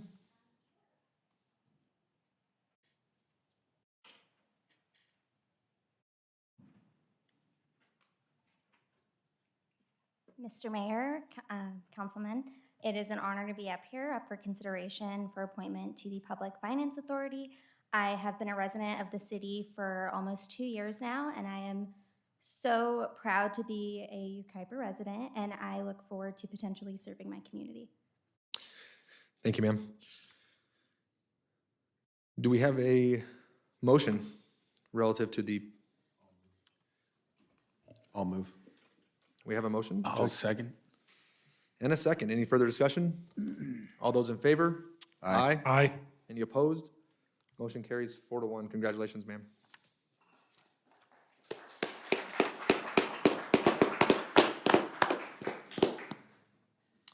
Moving on to item number 8.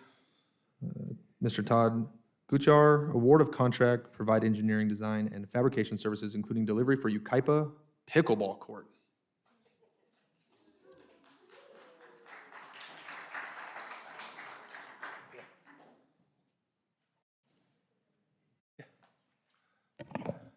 Thank you, Honorable Mayor and members of council. In 2005, City Council adopted the Parks and Recreation Master Plan.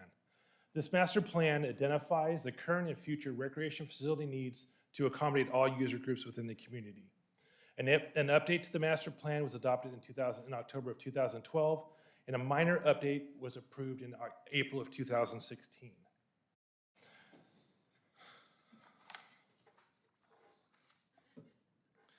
Originally, the Yucaipa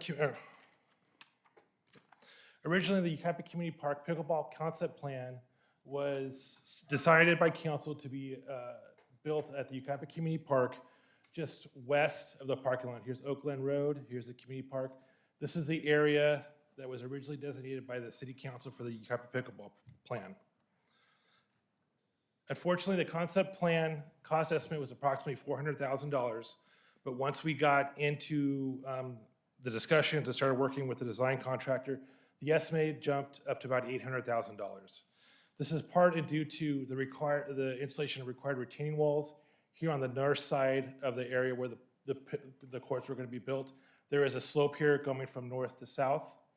The limited availability of building materials, the required turf removal, as well as a water quality management plan implementation that we're going to have to implement due to the removal of turf.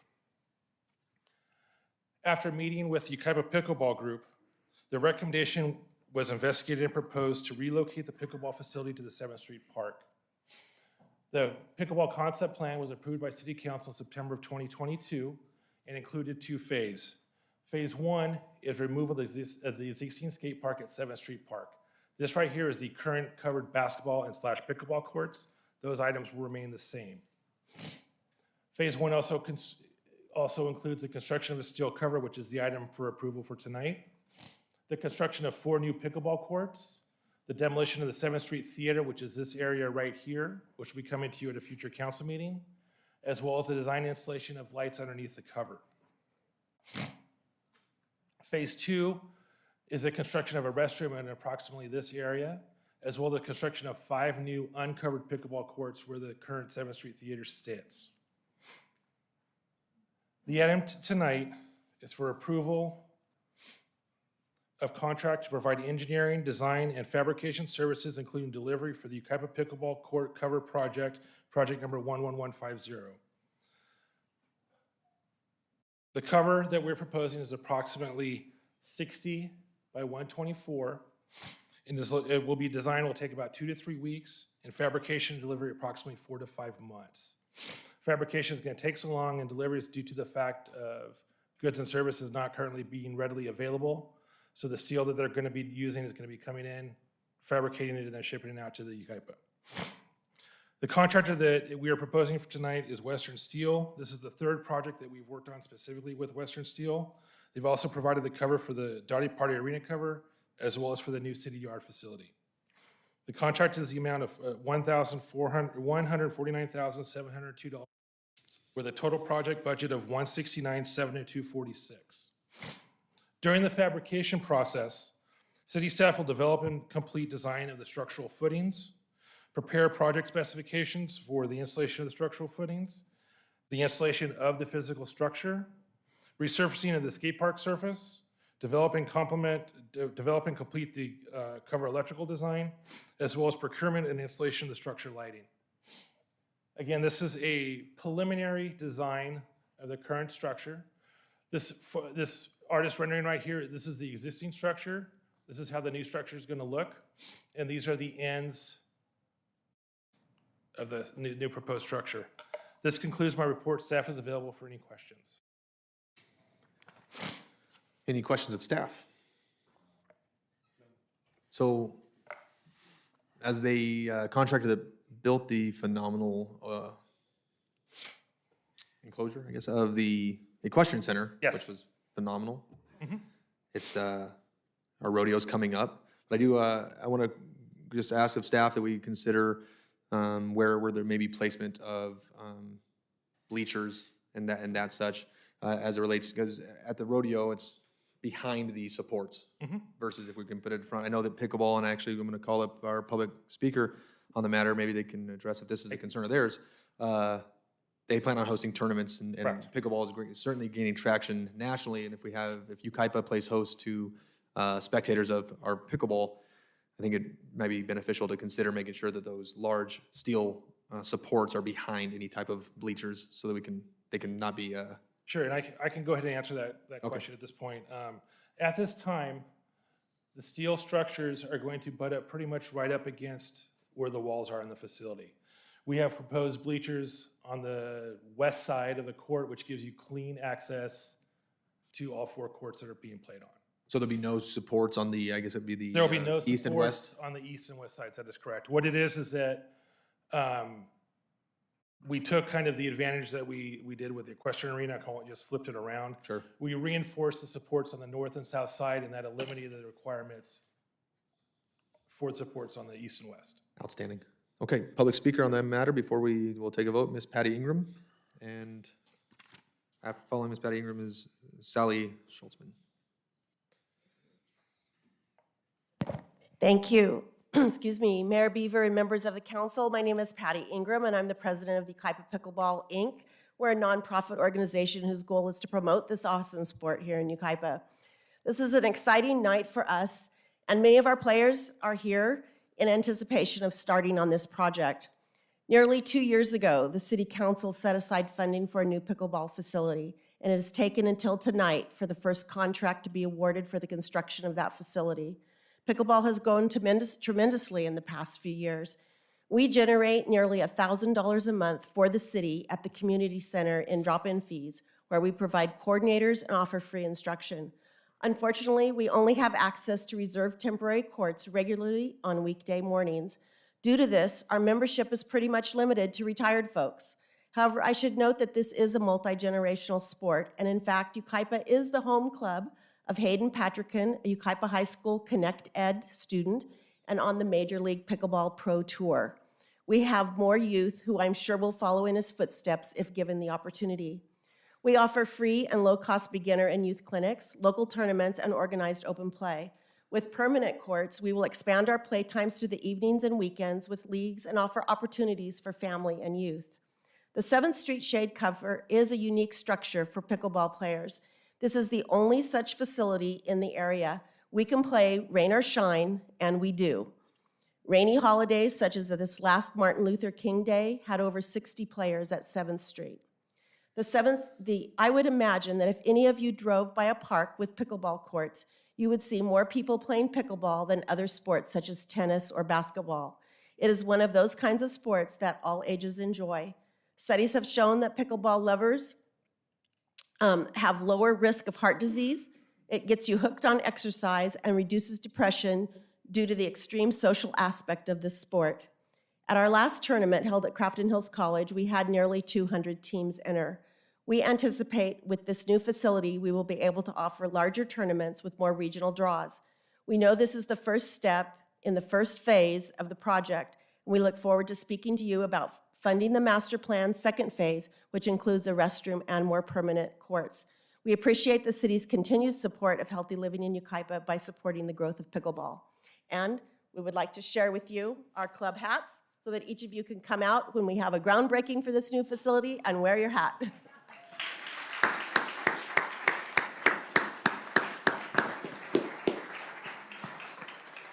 Thank you. Before I call the next speaker, I just got to add a quick laugh.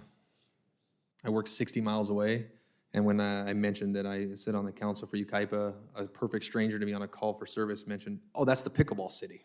So you made That's your us. mark. We're the pickleball city. That's us. Thank you. We're proud of it. Something to say, Mr. Mayor? Good. I think me and Justin Bieber should challenge you and one of your. Absolutely. You're welcome to Thank- come out anytime. What do you think? Anytime. Right? Never played, but let's do it. Let's do it. All We'll have right. a city council meet. That sounds Okay? great. Sounds Thank great. you. Thank you. Miss Sally Schultzman? No? Thank you. Did you want to say anything else, Miss Ingram? No, I'm good. Okay. Do we have a motion to push this altogether necessary item? I motion to push it. Phenomenal. I'll second. Any further discussion? All those in favor? Aye. Aye. Any opposed? Motion carries.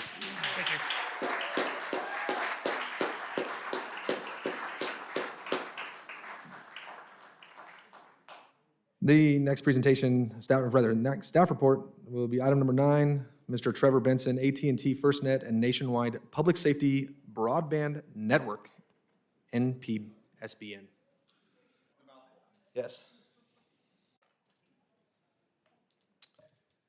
Thank you, Council. Good evening, Mr. Mayor and members of Council. This report is to briefly speak to you about emergency communications within the city and seek the approval of a contract with FirstNet AT&T. Currently, the city operates off of a publicly available commercial Verizon cell phone plan for city staff and various equipments throughout the city. When there's an emergency, as you know, lines are immediately flooded with calls and data, and the ability to make calls and use data is very limited, if not completely clogged with traffic. The city currently has no two-way radio communication system for generalized communications, and our cell phones are the only method of communication. After the September 11th terrorist attacks, Congress recognized the need for a cell phone and broadband system, which is specifically for government and public safety use, and that would not and could not be throttled or hampered. After several years of public bidding, the federal government created the FirstNet Authority and awarded FirstNet to AT&T to build out. FirstNet is a cell phone and data service plan which works on the backbone of the AT&T network and would give our employees the capability to communicate on a day-to-day basis, like using a regular cell phone, as well as during emergencies with something called priority and preemption. Plainly speaking, no matter what the emergency, or no matter how many people are attempting to make cell phone calls or use data, persons who have FirstNet would have priority and preemption and be preempted to make those calls and have priority to use data. Since currently we have no two-way radio network, no satellite communications or satellite data capability, our ability to ensure the continuity of government is very limited. FirstNet would ensure that our elected officials, our executive staff, our public works crews, could communicate with each other and the police department and the fire department, as well as the outside world, communicating the decisions necessary for the protection of our community. While public safety is the priority, a secondary benefit of this agreement would be a cost savings to the citizens over our current Verizon and T-Mobile agreements in the amount of $27,000 over the 2-year agreement. Staff is requesting that council authorize the city manager to execute an equipment purchase and user agreement with FirstNet AT&T in the amount of $35,000 per fiscal year. I'm available for questions should the council have any. Thank you, Mr. Benson. Any questions of staff? I don't have any. Or would we be the first, I mean, it sounds like it's been in works for decades, but would we be the first local city to employ FirstNet, or is there more, do we No. have neighboring cities that use this? No, Colton, surrounding us, Colton, the city of Riverside. It's actually in my staff report, so I don't misquote here. Surrounding us would be the city of Fontana, Montclair, the San Bernardino Unified School District, Upland Police Department, the San Bernardino Police Department, the Redlands Police Department, San Bernardino County Sheriff's Department, San Bernardino County Fire Department, the city of Colton, Ontario Fire Department, and that's it surrounding us immediately. There are other cities that are farther out. Thank you. Great report. Is there a motion to accept? I'll make the motion. I got a quick question. So does anybody in the city hall get those phones also, or is it just police, fire? No, actually, all executive staff within City Hall, all elected officials with the city, anybody who is deemed to be an integral component of ICS or an EOC would get a phone.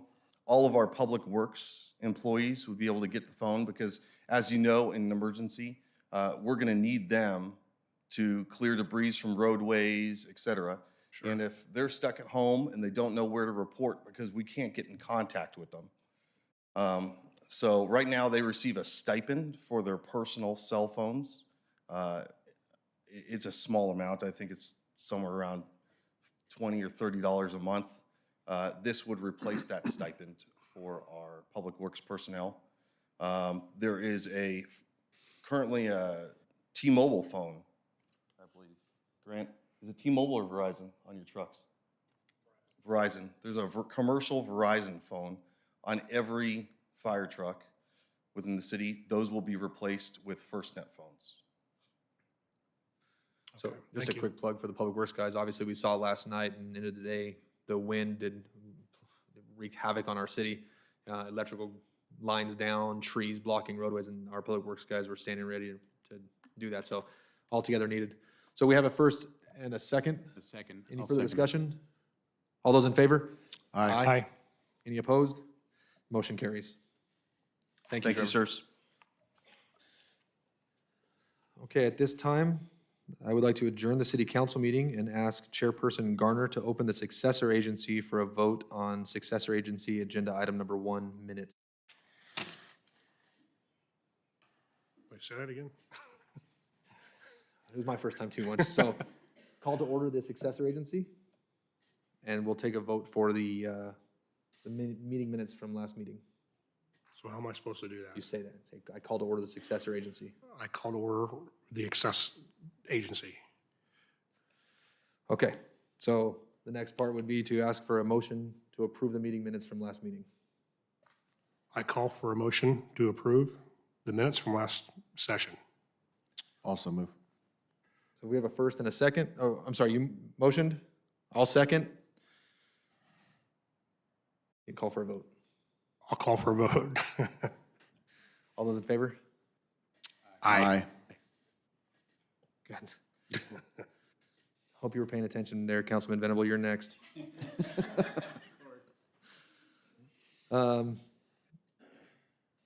you got to adjourn your successor agency, sir, so it's back to just us on the council. Go ahead and adjourn the successor agency. I adjourn the Successor. agency. Perfect. And I will, as a mayor, I'll request that the chairperson, Venable, open the Housing Authority meeting.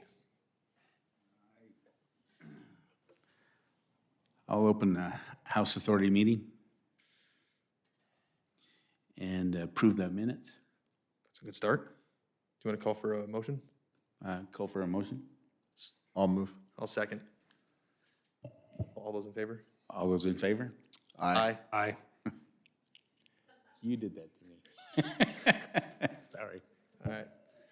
I think the motion carried. I think we had a 4-0 vote. You can adjourn your Housing Authority now if you'd like. I adjourn the Housing Authority. Now that it's just us up here again, I'm going to convene the Joint City Council, Successor Agency, and Housing Authority. Excuse me, Mayor. Yes, We ma'am. want to leave the Housing Authority open for this joint item.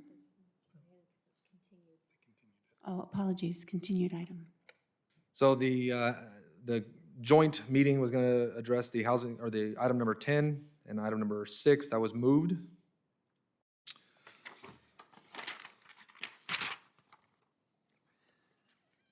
All right, so at this point, do we, I guess we're down to item number 13. Is that correct, or I'm sorry? Item number 11. 11, my apologies. Item number 11. That would be public hearing. Nope, I'm sorry, we actually missed one, ma'am. Oh, yeah, no, you're right. All right, so item number 11. This is the public hearing. I'm going to open the public hearing for SG Opal Incorporated, and this is going to be Mr. Benjamin Matlock. Is that right? All right, thank you, Honorable Mayor and City Council members. This is the continuation of case number 21-026. It's a conditional use permit development agreement related to a fuel station and a hotel project, and it was continued from the January 9th, 2023 City Council meeting. Because of the evening, I will have a kind of a brief presentation for everyone's benefit. The project itself is located in the city's general plan designated area of the Service Commercial Land Use District on about 3.41 acres.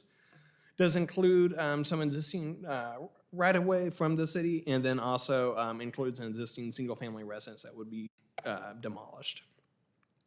As I noted, the project itself was reviewed by council at the January 9th, 2023 meeting. One public comment was received at that meeting, as well as one letter that was received. That response to that letter was provided in an oral presentation to City Council, but also the response to the points raised in that letter were also addressed in the city's current agenda report for this item. Following that presentation, the City Council did close the public hearing and voted to continue this item for further review. I do want to note, since that time, another letter was received this morning from the Mitchell-Sy Law Group, which has been provided to the City Council members. It is about 5 pages of new text, and then it reincorporates the January 9th letter. Do want to note that a lot of the same comments were provided from before, and staff had provided those responses. No new information from that letter was provided that would change the conclusion. So as part of the environmental analysis, the points that they raised or concerns that they have really don't change what the analysis had or the outcomes with it. There's no new information that would trigger subsequent review. I do want to note as well that the site itself is impacted, is evident by the on-site visit. The site photos for the project site are included. Certainly, I'm sure every council member is familiar with that area driving through Oakland Road, but also aerial was included in the agenda report that does show the amount of disturbance through the entire site. Air quality analysis was also provided as part of the environmental review. I do want to kind of talk about as well on some of the points. Fuel station requirements are regulated by various different agencies, and so there's existing laws in place.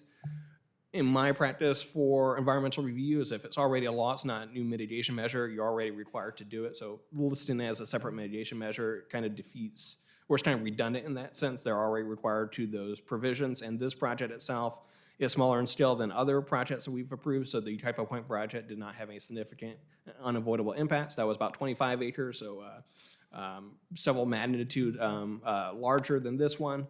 And then certainly the La Quinta project that is at the Yucaipa Gateway is also larger. It's a larger parcel. It has more development proposed, including 2 additional restaurant users in addition to the fuel station and the hotel. And so this is actually a smaller scale project. And in similar vein, that one did not have any significant unavoidable impacts. It's within the same proximity. There's no rationale why this project would be subject to that unique characteristic. And again, this is for the hotel project, which does include a 50,000 square foot hotel with 66 rooms and a fuel station project with a 9,000 square foot C-store building that does include a quick service restaurant. And with that, the Plan Commission did recommend approval of the project, and I'm happy to answer any questions. Similar to last meeting, as part of the environmental review, the City Council has considered all the comments, the analysis provided, and in their independent judgment has determined that there's no significant impacts with the project, and then also that the conditional use permit will go in effect after the development agreement is officially in effect. And that concludes my presentation, and I'm happy to read the ordinance whenever the City Council is ready as well. Let's go through public comment. We have one speaker, and then we'll ask questions before you read the ordinance, if that's all right. The sole speaker for this agenda item is Mr. Rafael Legito. I apologize.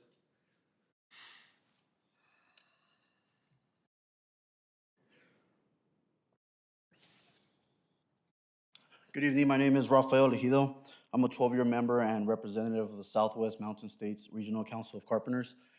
We represent thousands of members who live locally, many of which who live in the vicinity and work in the vicinity of the project and are also your constituents. I believe that I and our members will be impacted by the environmental impacts of this project.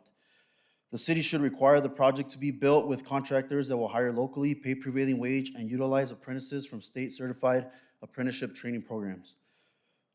Workforce requirements reduce construction-related environmental impacts while benefiting the local economy and workforce development. In a recent 2020 report titled "Putting California on the High Road, a Jobs and Climate Action Plan for 2030, the California Workforce Development Board concluded that investing in growing, diversifying, and upskilling California's workforce can positively affect returns on climate mitigation efforts. The South Coast Air Quality Management District recently found that local hire requirements can result in air pollutant reductions. Recently, the state of California reiterated its commitment toward encouraging workforce development and housing affordability through the Affordable Housing and High Roads Job Acts of 2022. Otherwise known as Assembly Bill number 2011, which requires projects pay workers a prevailing wage and hire from state-certified apprenticeship programs for projects meeting certain siting, affordability, and development standards. You said earlier that change is inevitable, but growth is optional. Good jobs with good wages and good labor standards will promote healthy, positive growth within the city of Yucaipa. Thank you. Thank you, sir. Does anybody on the council have questions of staff? Yes. Are we forcing the owner of this to use union labor? No, so the project itself is not subject to a requirement per the city's policies for prevailing wage or union labor. I do want to note, however, that conditions number 17-151 for the project does identify at least developers for any kind of commercial or multifamily or residential project should solicit bids from local businesses. So in terms of the policy, the city council in the past had recommended that the developers doing work in the city of Yucaipa should look towards Yucaipa businesses first. And so that would be included or is included in the conditions, but it isn't a mandate for necessarily union labor or something of that sort. Okay, that's what I was looking at. I just don't want to force this guy to use union labor if it's not in his budget. So I just wanted to make that clear. Councilman Venable, you have questions? What kind of benefit does it help the city? For the project or for? Yeah, for the whole project. So in terms of the city itself, development, so this is a service-oriented commercial use on a service commercial land use district property. As part of the development agreement, it does specify, and I do have a slide that shows kind of the major deal points. with it, but as part of it, it does establish some of the responsibilities that both the city would have as well as the developer itself. In terms of the developer responsibilities, kind of the key element that comes into play is a municipal surcharge. So normally as part of a hotel project, every room that gets used or rented out as part of the overnight accommodation has a 7% charge on that room. However, as part of this development agreement, beyond that 7%, the developer has agreed to a 1% increase in that surcharge over the first year, 2% on the second, and then 3% for every thereafter. So essentially, once year 3 happens, they'll be adding 3 additional percent for that, which is unique in that it's not necessarily a requirement, but they are providing that as part of the development agreement deal point for tonight. And then for the TOT as well. Thank you. Just for the point of clarity, since the concern last meeting was relative to safety, can I ask that Chief Malinowski approach the podium and answer a question for me relative to life-saving? Thank you, Chief. It's gonna be a big building. Yep. Are your firefighters prepared to deal with that and save lives should we, God forbid, ever have to? So I think this is just a smaller component of the bigger development plan.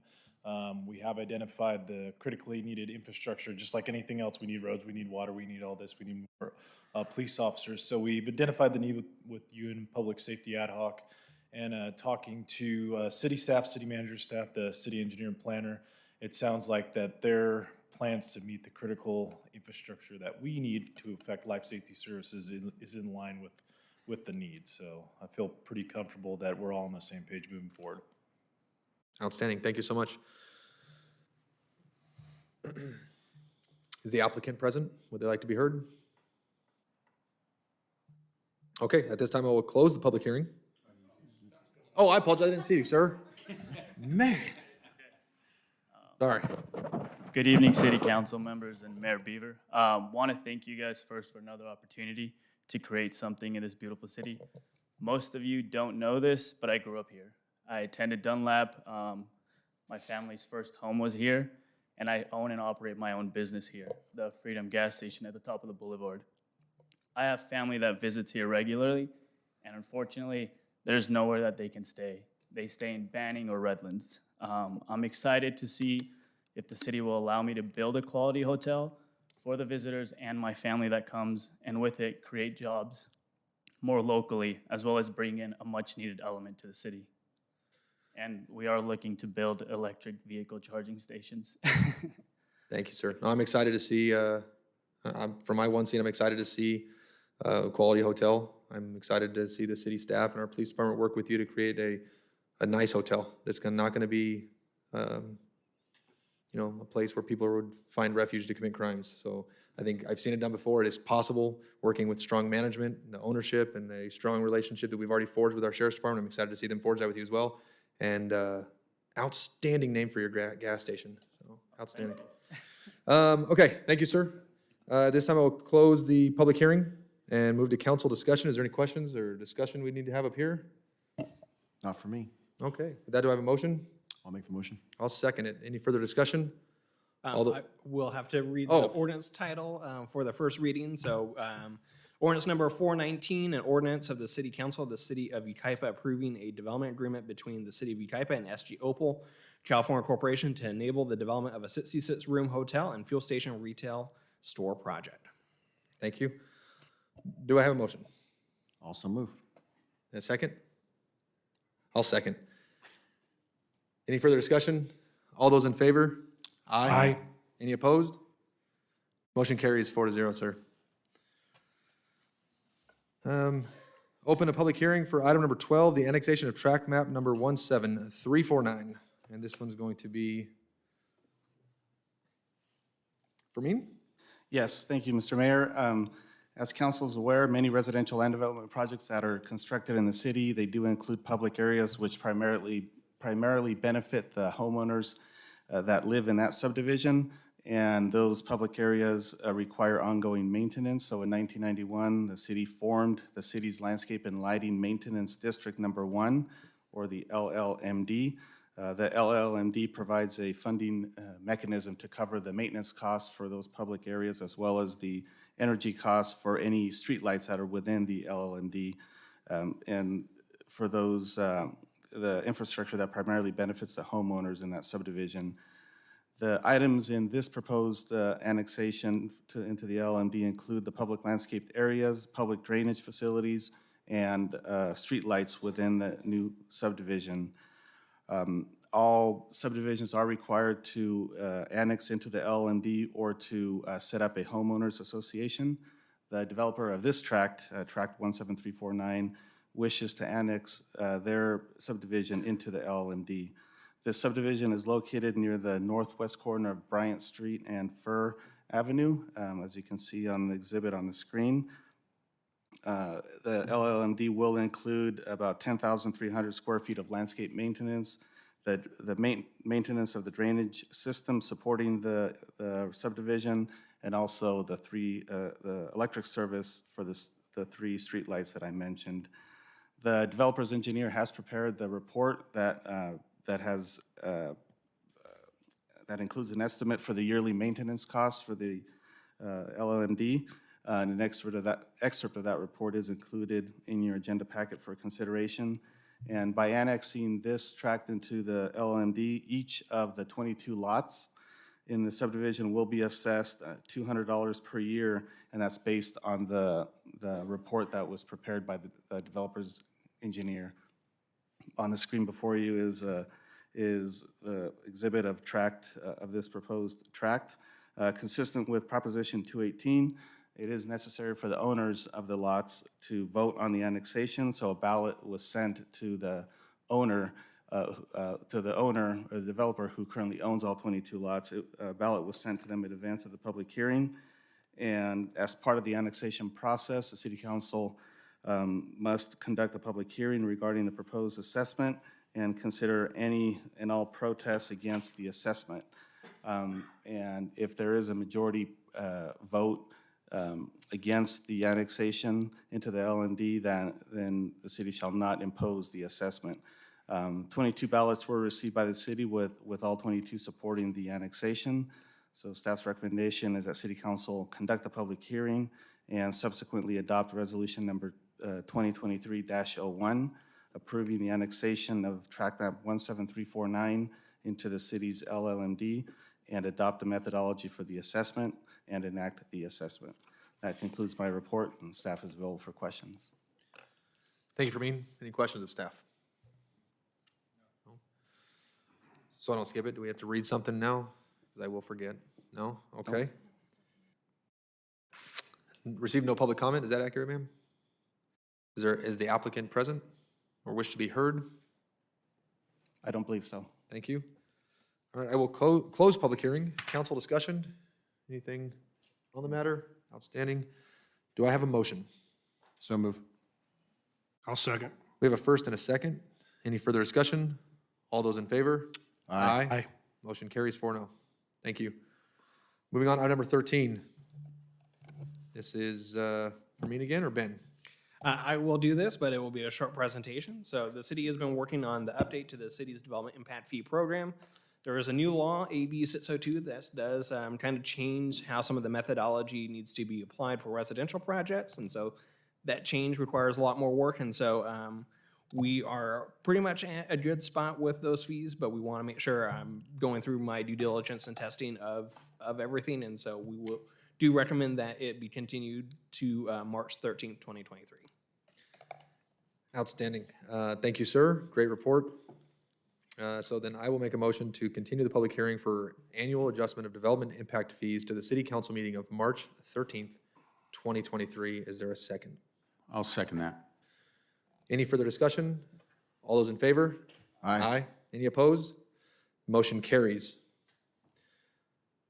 Moving on to announcements. Is there any announcements from City Council? I saw that the Yucaipa Rodeo is announcing that it's fast approaching, March 31st and April 1st, if I'm correct. It's always a good time. Folks out there at the Question Center do a phenomenal job of putting that on. And that's the only announcement I have. Be on the lookout for that because I think tickets are going on sale. And I think that also the YPAC has some good stuff coming up, some fairy book stories. I'm excited to take my little one to that. So phenomenal work as always by our city staff putting together all those events that make us a community. With that, I will adjourn the regular city council meeting of January 23rd, 2023.